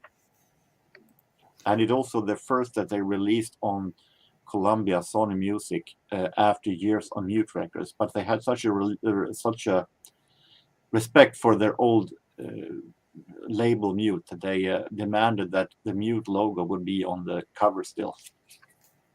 So now I've just been dabbling with Depeche Mode, and I'm looking over here the ones that I have. So which ones do I have? I have Some Great Reward and Music for the Masses. And I know there are probably a couple others I would kind of like to get, because the very earliest stuff I have really liked. What's the other one though that the reissue that came out of it? I can't remember. It was what number album it was, but it's like always so expensive. The reissue is like $36, $40 or something like that. I'm going to admit I paid, I think, $2 for this because it was a sellout and it was new. It was sealed in plastic, so it was definitely a bargain. Definitely, I like that Depeche Mode through all these years. You can still tell, no matter if it sounds darker, you can hear by the melodies that this is pure Depeche Mode still. This sounds very much alike, and they keep their fans. The fans like it, and they go their own way, and people like it. Yeah, I kind of like their darker records. than some of the later stuff I was not much interested in. Then somebody told me I should check out the early stuff, and that it's a little bit dark and that, but and then I did, and I do really enjoy it. So You have around 14 records to check up on. well, I probably am not going to be that serious about it. Violator, that's the one I want to get. That is my favorite. Yeah. It's really amazing. I showed it when we were at 990, I think. Yeah. So that's probably another one I want to get, and that might satisfy me for a while. All right. So now this next one is a musician that I am like a major fan of. And this is the first record that he released on Sahil Sounds record, and that's Mdu Makhtar, the recording Avalon. So you could say this is his debut record.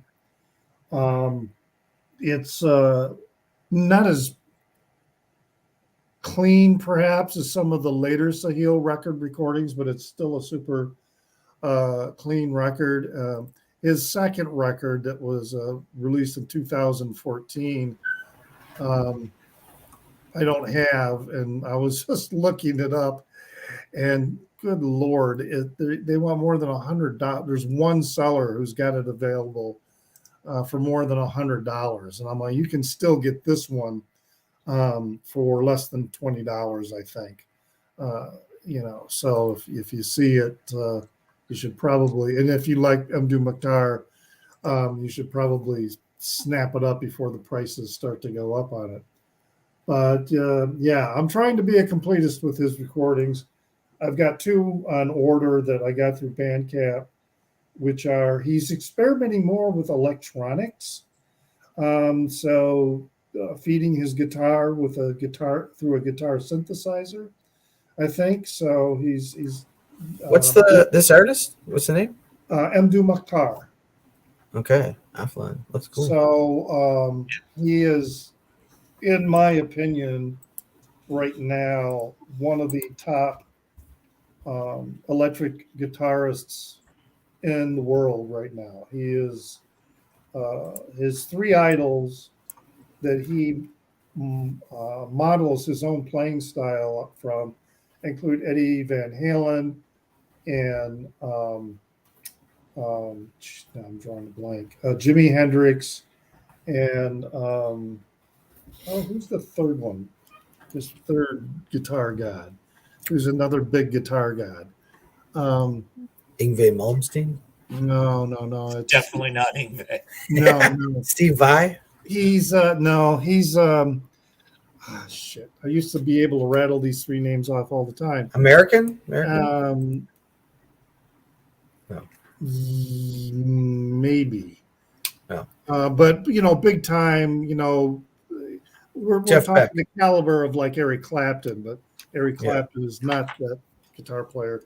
Anyway, because of the style that he's playing, I mean, if you ever watch him play, he almost all his playing, there's some he's plucking with fingers and hammering with these fingers on the neck, and that's really everything that he's kind of doing. Is he like a Chicago Prince? Prince is the other, sure. His other guru, guitar mentor. But I mean, it's a fascinating story if you ever look up, on this, and then the whole style of the Saharan blues, the Tuareg music. I've been getting more and more into it. I know, Chris, you have as well. I don't have that record that you have, but I have 3 of his records, and obviously, I mean, he's like one of the biggest guitar heroes out today. Yeah. If you haven't heard him, but I think the whole band is great. The guy who plays rhythm guitar, oh no shit, the rhythm section in that band is just fucking berserk. Yeah, they're incredible. I mean, M2 gets all the glory, but the guy who's playing rhythm guitar, that guy is carrying some water there. Yes, no shit. And the drummer and the bass player. I mean, if I have a roughly 10-minute clip on my channel of him doing a encore at a very small venue in Chicago. And so it's just, he was very comfortable with the crowd. He let people in the crowd touch his guitar while he was playing, and while he was doing some noise and distortion. So I think I got to check this out. Sounds kind of up my alley. Yeah, he is very, and then and it's a traditional style of the Touareg blues that is very psychedelic, because it really does. You get this feel like Anthony Fantano said it one time really well. It's like you really feel like you're out in the desert and you're walking along a crest of a sand dune. And, it's just really amazing. It's pushing the blues out there. It's not like a traditional Chicago blues. It's way out there. In fact, I say this all the time, I really think the origin of the blues, American blues, comes from this region of Africa, because the similarity, especially when you listen to someone like John Lee Hooker, the similarities in style are really really noticeable, and that's also where that northwest region of Africa is where the bulk of the Africans came from in the slave trade.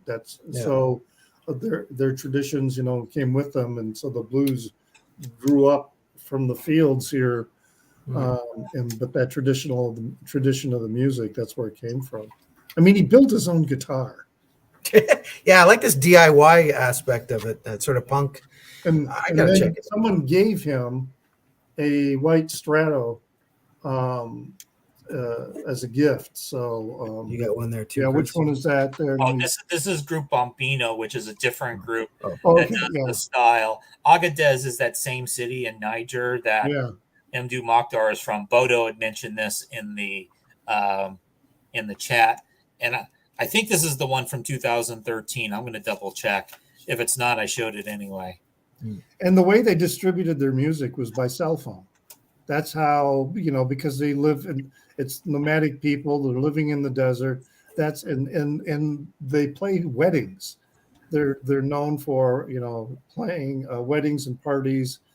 And so, Alfarke Toure is another one of the, he's considered like the grandfather of the Saharan blues. Unless that's his son. I think Ali Farka Toure is the old man. Yeah. Vu Farka Toure is his son. It's all really great stuff. Wow. Check out that clip of his encore from Thalia Hall here in Chicago. I mean, it's like he is channeling all the guitar gods in that moment. All right, so Chris, what do you got? Well, I'm gonna take us from Africa to Kentucky and Tennessee with a couple of albums here. So we've got Sturgill Simpson. This was his debut, called High Top Mountain, and he's somebody who's become a pretty big name in sort of your Americana. Very nice. I guess you trumped Richard. Yeah, yes. You guys are on the same wavelength. So this is probably his most traditional country sounding of his albums. It's not my favorite. I think he gets better the next two albums as he goes. And then the other one I wanted to show, this is one of my favorite artists that she doesn't get a lot of attention. I showed Caitlin Rose's debut album from 2010, and then this is her follow-up called The Stand-In from 2013. And so this one is probably a little bit more Linda Ronstadt-y than Patsy Cline in the way that she sang, unlike the first album. But the thing with Caitlin is she came from her family's from the country music industry, so she's got the classic country background, but she's also somebody who dabbled in like alternative and punk when she was a teenager, so she's got that ethos going. Her mother, Liz Rose, is a fairly well-known songwriter. She co-wrote a bunch of Taylor Swift's early songs, so I'm pretty sure that was pretty profitable. So, but then she put out an album just a couple months ago. She had a big gap because from 2013 to 2022 there was nothing in terms of new albums. Have you ever seen her live? I have seen her live. In fact, the way I discovered her was I went to Bonnaroo a couple times, which is a big music festival in Tennessee, and I was talking with. So she's probably in her mid 30s. She would have been in her. This is like 10 years ago. She was in her 20s then, and I was chatting with a guy who was that age, and we were seeing something, and then there was like a gap. I'm like, oh, I don't know what I'm going to go see during the next time span because I didn't see anything on the schedule I like. And he's like, well, you should go out check out Caitlin Rose. I went to high school with her. She's really cool. She's playing like one of the small side stages. So I did, and it's like that's how I liked her enough that I seeked out buying her material and stuff. That's so fun, eh? When you discover a band at a festival, like side stage, you know. Yeah, it was literally because I was just talking to the guy who knew her from high school. So very personal. That Sturgill Simpson album was actually kind of a letdown for me because I was the High Top Mountain, and it actually has a really cool label too on it. But I loved the Cutting Grass series. I loved those bluegrass albums. Yeah. And let me make you big for that show again here. Yeah, it's looks like stained glass labels. Yeah, that's the effect they're going. Yeah. And then I got this record thinking, okay, it's going to be more bluegrass, and it was definitely more traditional country. So it was a bit of a letdown. I had to kind of set it aside and not listen to it for a while. So I could get over my disappointment, which was purely created by incorrect expectations, and so that I could give it a fair listen, to it. Yeah, Jorgen and I don't have that one. You didn't. We guessed not. And the thing about we're out of the loop on that one. You got that right. So the thing about Sturgill Simpson is he has kind of that Neil Young streak in him, where if you tell him what genre he's in, that makes him want to do his next album as something completely different. So he had like some country albums, then he started throwing a little bit of psych into the country. Then he had the rock album, which was sort of psyche, sort of ZZ Toppy, but with some like electronic keyboards in it. That was not country at all. And then he did bluegrass after that. I'll have to check out some of those other records then. So and see, because that record did kind of pump the brakes on me in terms of my interest in Sturgill. Stopped you in your tracks. Yeah. Hey, shout out to Chris for the poutine shirt, by the way. That's a nice Canadian reference there. Yeah. Sorry. No, I actually bought this in a Canadian airport. Yes, we will sell it in an airport for sure. Yeah. We're very proud of our poutine. I'm sure nobody from Canada has ever bought one of these. No. Have you tried poutine? Have you had the dish? Yeah. Oh, yeah. I had poutine when I was there. Yeah. Okay, yeah, Richard, I don't know if you know it, but it's just fries with gravy and cheese. Yeah, in Michigan, there's a lot of carryover. The the water in Michigan with Canadian cuisine, and even here in Chicago, there's a lot of restaurants. I remember I was in Canada. It was June of I think 2018, and we were in Nova Scotia one day, and it was super cold. We were going to walk around and go sightseeing, and we all just ended up in the pub drinking beer and eating poutine because it was cold that day. It was almost 32. So in June. In Maine, I once had lobster poutine. Oh yeah. Well, it's a Quebec tradition. Like in Montreal, there's restaurants that just serve poutine, like whole variations on poutine, like with hot dogs in it, with spaghetti in it, with curry poutine. Like they go all full hog. Well, all right, Jason, that brings you up. It's a real dish. Yeah. Okay. So I'll do a couple records here.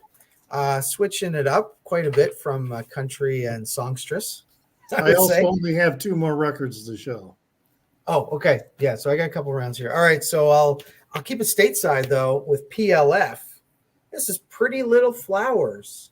Yeah, Let's say that's what sure. it's called. But it's grindcore from Texas. I can Oh tell. my God. Wholesale Slaughter, Previous Prosecution, Grinder of Fools. Those are just some of the song titles. This is grindcore. It's heavy. It's Cookie Monster as well. There's lyrics, but why would you even bother?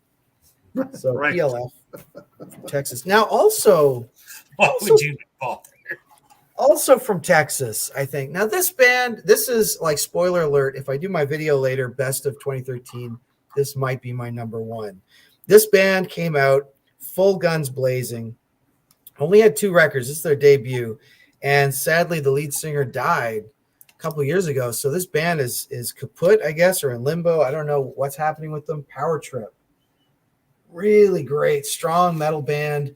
On the crossover tip. So they really were kind of leading the way of bringing back crossover. Crossover being, from the 80s, mixing hardcore punk and thrash metal. So it's very thrashy. The vocals are on point. That's the lead singer there, Riley Gale, who passed away. I'm not sure if it was like suicide or what, but it was shitty. That's for damn sure. And I got to see them live once, just at a festival in Montreal. Just so like one of those festival sets, it was only like 30 minutes, but it definitely slammed. People were slamming. So yeah, Power Trip, they're kind of important band in the last 10 years in that scene because they kind of brought back a lot of that crossover sound, and they're still liked a lot. And their second album's maybe play the second album more than this debut one. But it's got 8 tracks on it. It's on the Southern Lord label. I don't know where that's from, but it's from the States, I think. So those 2 heavy hitters for me for this round. I saw the name Chris Ulrich in the drums. Is it related to the Metallica drummer? No, it's Chris Ulrich. Ulrich, Yeah, okay. I saw Ulrich. Not Ulrich. Yeah. But Power Trip or killer. Probably not in Jorgen's wheelhouse. You think? You have seen so much metal. You must have nightmares after. Oh my God. It's My not in my eyes. real high. Now I'm real just house thinking later. that this is your show. This is everybody's show. And I'm sad I missed the Depeche Mode. Did you have good things to say or? Yeah, Nope. that was a good album. This is Pretty good definitely the Depeche Mode, as I said, Depeche Mode's sound-wise darkest album. Yeah.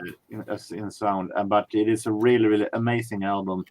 Maybe not the strongest singles, but still an amazing album. Produced by Ben Stiller, for that matter. Okay. Well, you are next, Jorgen. Oh, What do you got for us? how many more rounds? I will do 2 more. Okay, after mine, I guess. Yeah. Okay, then I take now a band that I showed last week. I'm showing another Pet Shop Boys album. Last week I showed Elysium, that I thought was one of their weakest albums. And after this, more of a special album, a more laid-back album. They wanted to do a real dance album. So they came up this year with Electric, which is produced by Stuart Price, that also is famous for Madonna's Confession on the Dance Floor. He had produced Killers and so on. And this is a big step up from this one. This is amazing produced. It contains some really great tracks, and I'm also very surprised that it didn't become a hit. Love is a Bogus Construct. I'm amazed by that didn't become one of their biggest hits. The opening track, Axis, is a real amazing, almost instrumental track in the Pet Shop Boys, almost in a trance in a trance sound. And it is amazing, great danceable album by Pet Shop Boys. I'll have to give that one a listen. Yeah, I'm not They familiar are with great. them. Yeah, I'm surprised by these albums. I didn't know they were doing them in 2013, some of these bands. Well, 2013 is about the time I saw them, I think, here in Chicago. And they were like, their whole stage show was kind of centered around them being like space astronauts with weird, like spiky helmets and lots of lights, kind of zooming in or whatever. But they must have played a lot of the hits. Like you go there to see West End they Girls. did. That's what Almost every song I recognize. I think that is what I think it is. Like one Swedish musician said that the new hit hits are more like the dinner, and then the hits afterwards is like a huge candy. People really want. Yeah. But Being Boring. I think that was like the last real album for me with them was the Being Boring one. You say that you're surprised to see them still going. There are 2 albums more with Pet Shop Boys after this one that I unfortunately don't have, though. I want to have them. There's 2 that missing from a complete album. Are those 2? I'm jealous that Richard got to see them. Like they're on my bucket list. I really do want to see them live. It was a nice venue too, the Auditorium Theater. So nice, good sound, I guess. Yeah, so it's a very good theater and intimate enough. So I mean, I was up in the balcony, but at the front row of the balcony, so it was a good place to see the show. All right, so this next I can also have Jürgen's on the move. But here we have also something that this is Pandemonium. This is 2012, but Pandemonium live with both CD and DVD. Oh, okay. So, this is also if you want to see and hear Pet Shop Boys live. So maybe that was the tour that Richard saw. Yeah, I think I still have my ticket stub someplace, so I could go look it up. It was 2012 or 2013. Yeah. Cool. It would be later than 2012. Because I would have to go by, it was the roommate I had at that time, because I bought 2 tickets and he'd never heard of the Pet Shop Boys. I said, well, you want to go? I got an extra ticket. And and he really liked it. He liked the show. But I think it might have even been after 2013 because I just moved to Chicago in 2011. Well, I can't remember. Time is a blur. So yeah, let me get blur. All right. So this next one might be considered kind of a cheat. I don't know. It was released in 2013, but it is a recording of a live show from much earlier, and that is Neil Young's Live at the Cellar Door, which is, he's been releasing a lot of songs, but recordings, acoustic sets that he's done over the years, and this is it's a good recording and set, except my particular pressing has got a flaw in it. There's this spot where you get kind of a sound, which I'm pretty sure is a pressing flaw. Because it's black vinyl, it's not an issue with the color vinyl. And I've asked other people who also own this record, saying no, I don't hear it, but it's very audible, and because it's a what do you call it? An acoustic set, so it's not like really loud music. But anyway, I picked it up. It is a good record.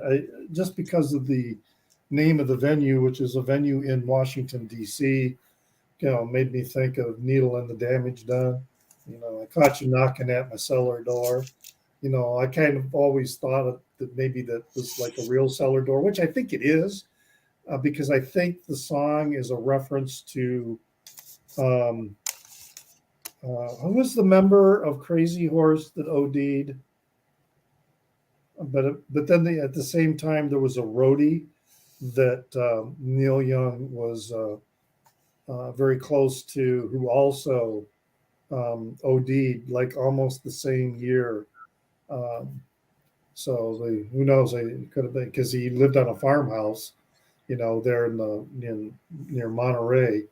But anyway, That's some good. hippie talk. That's some hippie talk. ODing in a farmhouse. Yeah, you lost us, man. You lost me. I don't know that hippie stuff. Yeah. Neil Young, legend, Canadian. Yes. Right. Yes. He's kind of like the Lars Ulrich though of Canada. Like he's got quite an ego, or maybe more a Jack White of Canada. I don't know. He's got like the label. Like he's got so many releases, right? And he's got. Oh an yeah. ego. Well, I would recommend reading the biography Shaky if you want to learn more about Tim and a lot of what was going on, particularly with the Geffen years. Not to speak ill of the dead, but everybody. I mean, David Crosby was, yes, a very influential and important person, but I think people are just really forgetting how much of an asshole he was. He's a jerk, wasn't he? Yeah.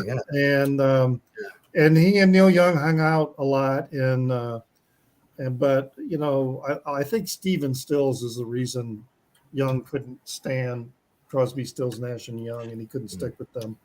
It was because Stephen Stills was he was a cokehead too, and he was a bit difficult to get along, despite the fact he was such a brilliant musician. It's very interesting to hear people talk about David Crosby's death. Yeah, I one of know. the few, Really... I guess that is totally. I don't know because I have absolutely I know who it is so amazing that he lived as bloody long David as he did.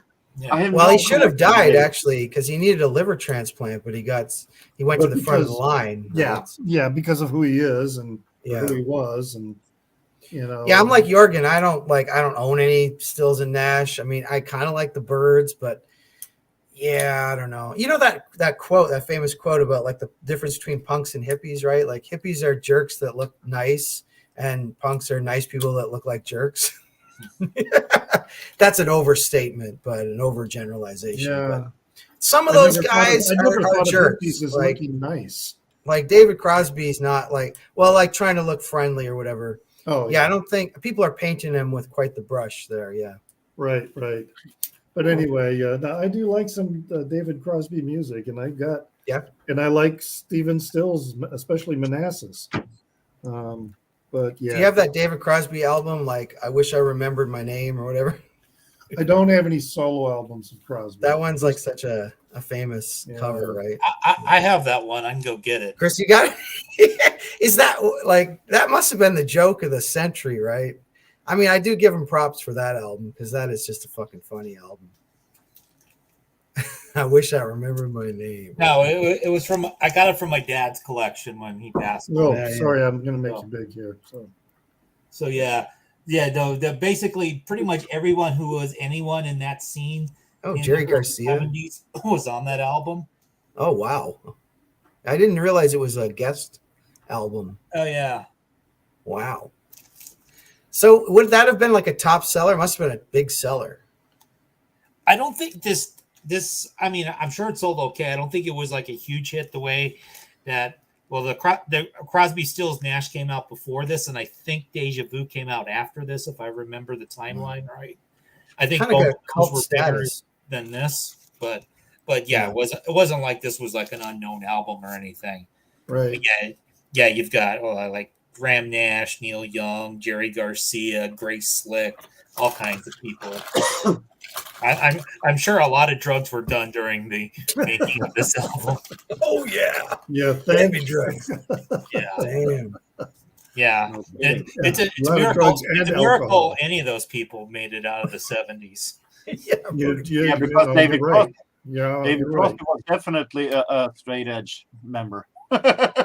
Yeah. There were no straight edge back then. Yeah. Yeah. No, a lot of the straight edge was actually the people that were like, those people are assholes. We don't like them. Yeah, they were the norms. Yeah. They were the executives or something. Yeah. Yeah. So Well, it is your turn, Chris. well, since Jack White was mentioned, bum bum bum bum bum bum bum.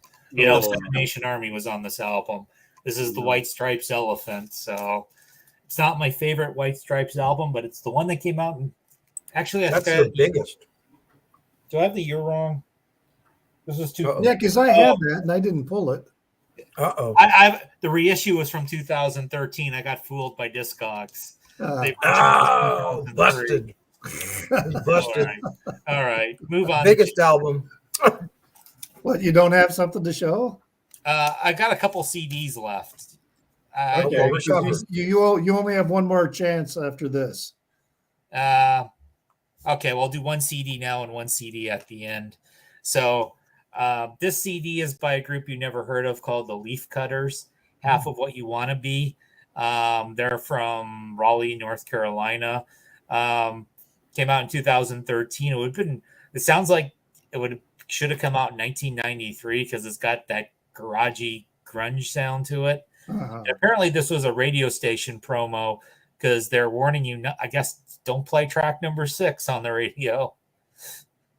And I think they didn't play any of it on the radio. So I don't remember enough about the song Born in Blood to know why they're telling you not to play it on the radio. So, Well, it was weird, Robert Fithen has mentioned a couple of times that sometimes radio stations would just get the completely wrong idea, about a record, and then they would allow other records and songs you can make me play that they shouldn't be playing on radio at all, and then they would get played. yeah. So that's weird sometimes how that happens. All right, Jason. You're muted. Okay, so we got 2 rounds, like this one and then one more after. Is that No, this is your Okay. last round. So this is my second last. Next one is the No, last. this is your final round. This is my final round. Okay, all right, let's do it. Okay, I'll start off with a punk band. It's been a couple minutes since we mentioned some punk. Oh no, there is. Because There's one more. Chris, you have one more, right? I have one more thing to show. Okay, yeah. All right, so you do get another one. I'm sorry, I apologize. Okay. I have only one more. I'll do 2 now, and I'll save the electronic stuff for last then. So I got DHK here. I was just trying to look up what DHK stands for. This band is from Peru. They're from Lima, Peru. And okay. they started in 2011. But what the hell does DHK stand for? I think something in English, actually. Anyway, I can't find it now. But this is on La Vida es un Muse label out of the UK again. Disco Head Collective. Is that what? Really? Yeah. That's what's what's listed in Discogs? Discogs. So this label does really great stuff, putting out punk and nice packaging and stuff. They got a little insert here. Lyrics are definitely in Spanish. So yeah, some Spanish hardcore. And then from stateside, we go back to New York City. I got a really crazy industrial album here. This is Pharmacon. I think that's a picture of the artist with a lot of maggots going on. Ew. Yeah. Ew. Her real name, I think, is Margaret. I saw her live, so that's how I discovered Pharmacon. This is on the New York label Sacred Bones Records, which does a lot of indie and all kinds of stuff, really, punk, etc. But yeah, this is really heavy industrial. So I went to this industrial show. It was local in my town, and she's coming from New York. I guess she was touring. Very short little girl comes out with all this like electronics and play. And like we waited for like hours almost, and then she came out and played like a 10-minute set, and then that was it. So it was just kind of like harsh noise, a lot of screaming and yelling, and some banging on synthesizers and stuff. It's pretty cool, pretty good. And actually, you'll see more of Pharmacon in the next round. Any maggots in the live show? No maggots in the live show, I got to say. She kind of performed. She decided to perform in the crowd, too. So we're all sort of standing around, and then she just hunkered down in the middle of the floor and did some yelling and screaming. It was great. I mean, it really released the energy, and I immediately went out and bought the album. And I've played this album, played it again last night, and you even get the poster too, if you really want to scare the children or whatever. But the next album cover is just Scares as me, ghoulish. let alone the children.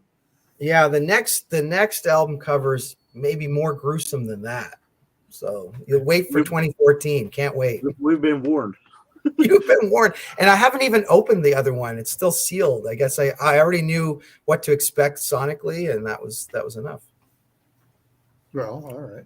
So that's Pharmacon, So a New York noise tradition. She sounds a little bit like Lydia Lunch. I don't know if you guys remember that artist. I've heard of Lydia Lunch. So She was like a punk, no wave artist. And so there's like little remnants of that. If Lydia Lunch was more industrial, I think you'd get Pharmacon. Okay. All right. Well, then, Jorgen, what do you have?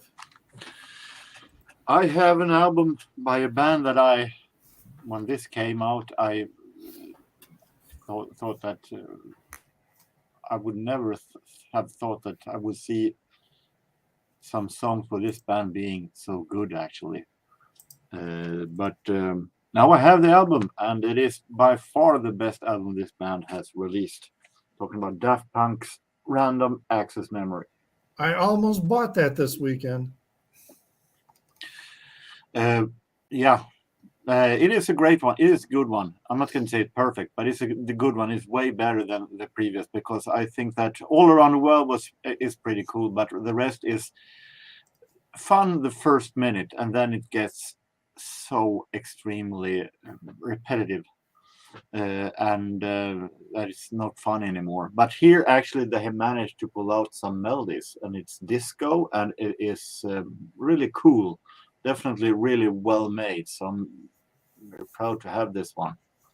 So it's really, really good album by Daft Punk. In my opinion, by far their best. Yeah, I've been listening to some more Daft Punk, and while a lot of their materials, it is of the era, it still holds up, and much of it still, it doesn't. I guess with what was the band that kind of did Chemical Brothers, some of their stuff. But Chemical Brothers is, in my opinion, way better and way more various than. But some of their releases don't hold up. I think they sound too much like the era that they came from. They're dated, yeah. Sometimes. Yeah, I have no problem that it sounds ahead of its time, because in my vocabulary, the word "dated" isn't a thing. yeah. Because I like what I like, and no matter what year it is from. But the problem I had with Daft Punk was that it was, if you listen to now, Around the World is a pretty cool song, but it's still also a very good example, because it has a beat that goes and is saying around the world, and then there's it's not happening one single bit for 4 minutes. And you had to be on those kind of drugs, man, back in the 90s. But this is different, because here they have melodies. This is maybe a little bit more musical than their first. I love Chemical Brothers, because Chemical Brothers, Fatboy Slim, it is like a playhouse. It's happening stuff all the time. You never know. Right, it's busier. Chemical Brothers has more things going on. Definitely. Are you sure that this is the second album by Daft Punk then? So this is the first one after Homework? Because their debut is Homework. I only have this one. And their first one is supposed to be like the. I don't think it's the second. Yeah, to me, I only have the first one. After that, they became kind of commercial for me. Now this one the second album's called Discovery. The one that Jorgen held up is actually their last full album that they've released. It is, eh? Wow. Yeah. So there was Seems like just yesterday. This Discovery, right? So is that one, the 2013 one, is that the one with Pharrell Williams on it? Yep. Giorgio Moroder or something? Get Lucky. Yeah. Right. It's fun pop music. Yeah, I mean, I will listen to it maybe in the car, but I wouldn't. Yeah, I don't know. Lose Yourself in Dance, also a really great one that sounds like Chic, but even better. Yeah, it's like a modern Chic. It's true. Well, kind of in the not the same vein. This is not a jam band, but I do have trouble categorizing them. and this is a band out of the Netherlands. I showed them last week, and this is their next album. This is their third album.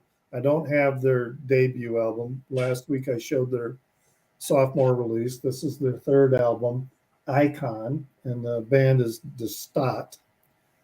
And it's very heavy, kind of industrial, kind of dance, pop, and it's really good. I mean, it's and unfortunately, because of preparing for our video for the Gunkles in the contest that we were running, we all had a lot of records to listen to, and so I didn't listen to any of these records for this show, and I this one a re-listen because it's been a while since I heard it, but I know it's good. I know I like it. This is a 4 or 5 star record. I did get their latest one in the mail, which actually is signed by all the band members, and I got it for really cheap too. But anyway, maybe they're just not that big anywhere that a signed record would go for very much money. But yeah, Destat, just kind of interesting artwork. There's all the insert has got the information in terms of the lyrics with the songs, and but yeah, you should look them up if you haven't listened to them on in YouTube. They've got several videos, and they're sort of a coalition is not the right word, but many of them are immigrants from other areas of Eastern Europe, and then they got together in the Netherlands. So there is sort of this dark nihilistic side to some of their songs, but I think that's because many of them have come from areas that had oppressive regimes, and so it's kind of their response to it. So, but yeah, Destat, difficult record to find. Almost every record of theirs I've had to order from a European vendor. It's just their stuff just does not seem to show up here in the United States. So, all right, last round for you guys, Chris. Okay, well, my last round, my faux pas with the White Stripes, I should have known it. That album's on their 20th anniversary. They're doing a limited reissue where it's going to be in mono, which strikes me as the dumbest thing ever, because I can see it's like if it's music from like the 50s or 60s, Yeah, where it was originally done in mono, it makes sense to reissue it that way. But an album from 2003 that was recorded and meant to be in stereo, reissuing it in mono just seems to be a silly, worthless gimmick. But the album I'm going to show, I have it on CD. I have heard of these guys. Yeah. So we've got another Go-Go Bordello. This album's called Pura Vida Conspiracy. I don't think it's quite as good as the one I showed from 2010, Transcontinental Hustle. I don't think it's quite as cool of a picture of Stunty as we saw a few weeks ago. That's right. Although maybe you like that picture Stunty's better. band. Yeah. Stunty and his band, yeah. Oh, And geez. he's got a 6-pack, so That was Stunty in 2013. He had the 6-pack back then. well, yeah. Now it's all gone to waste. I mean, we have to go back farther than 2013 for me. I never had a 6-pack. Yeah, It's never had a one mystery, either. really. I mean, I How do never they really do had it? a 6-pack, but I was skinny once upon a time. I used to drink a I was 6-pack. skinny I'll tell you once that. upon a time too, but yeah, no 6-pack, that's for sure. There's a 6-pack under there now. Oh yeah, Maybe lots a of cans. 12-pack. 12-pack of cans. Yeah, Oh, I can man. say I don't have a 6-pack. I have a load truck. yeah. Every Probably load. more like a case for me than a 6-pack. Yeah. All right, so Jason, what have you got for your last round? Okay, last round. Actually, this I got to thank Chris or Richard in a way because it made me dig out this record the other day and put it on again. It's an artist called Untidy. I'm going electronic for my last round, and the cover's a little bit nudity there. But this is a side project of a techno guy named Jonas Kopp, who does a lot of techno stuff on Trezor, etc. But this is kind of more in the house realm, but it's more tech house, I guess. It's pretty techy. It's just a little deeper and a little bit more mellow than a raging techno song, for example. But great pickup. I got that used, I think, in a Discogs order or something. And then last but not least, we got Elvis has returned. This is Elvis 1990. This is on Dutch label Clone Records. This is the logo. So I went to the record shop, finally made it to Clone. The first time I went to, this is based in Rotterdam. First time I go to Rotterdam, Clone was closed because they were moving locations. So the second time I go to Rotterdam, I finally got to go to the shop. And this record shop is like half of the stock is all just their label and all their sub labels. Because this Clone Records, they have all these sub labels for micro genres in electronic music, like a tech house label, electro label, house label, deep house label, etc. This stuff is really kind of jacking tech house. Stunty would dig this, although maybe you might think it's too modern. It's kind of a modern take on Chicago house. A lot of Chicago house worship on this record, basically.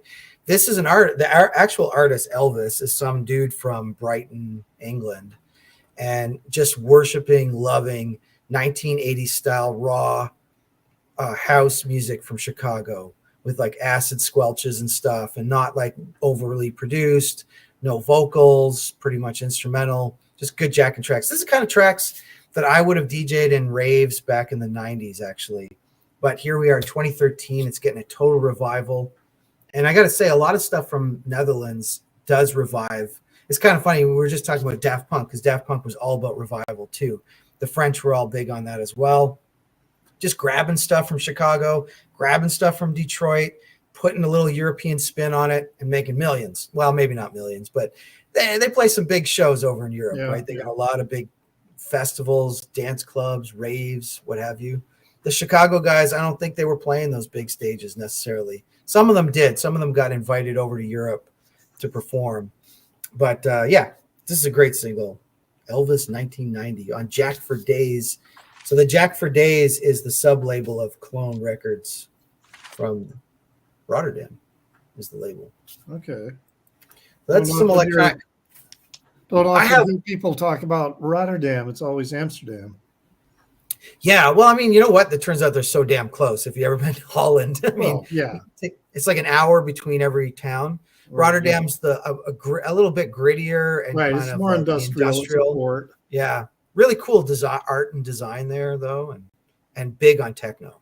I think it's one of the busiest ports in Europe. In fact, I think so. Yeah. So I could have showed like a ton of techno and house. When I was saying earlier, I have like over 300 records from 2013. A lot of them are singles, but I just pulled those two. Yeah. All right. And we stay until you're shown all. No more. Yeah. Not very exciting to show a sleeve like that, but really good tunes. Right. Right. All right, then, Jorgen, take us home. I have 4 Swedish records as a final. And starting with Roxette, or some part of Roxette, because it is 2 albums by the members of Roxette, but not as Roxette. This is Nu by Marie Fredriksson, the vocalist.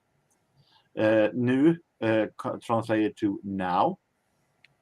It is definitely a great Marie Fredriksson album in Swedish. Nice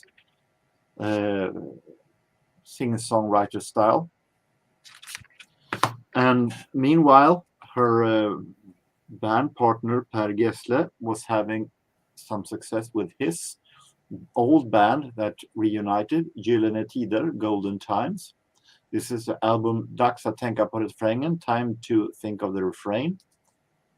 And it is nice pop rocky with some typical Gyllene Tider organ sounds. No, Ed. She's the vocalist of Roxette.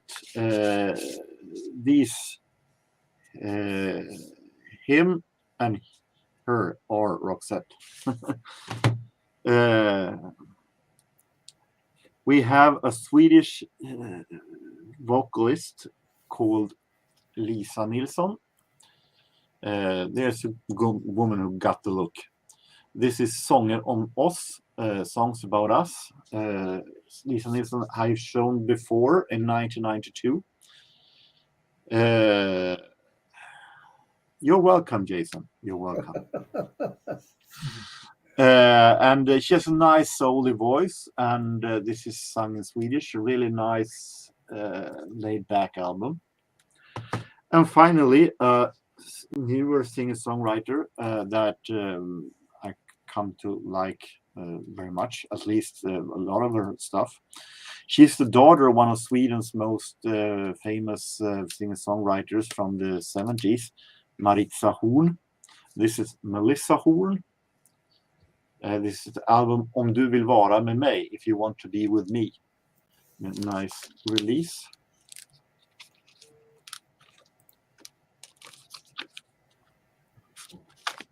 I like it when they do releases that are like little books like that. Yeah, I recognize that pretty much all three of them are released in this kind of books style.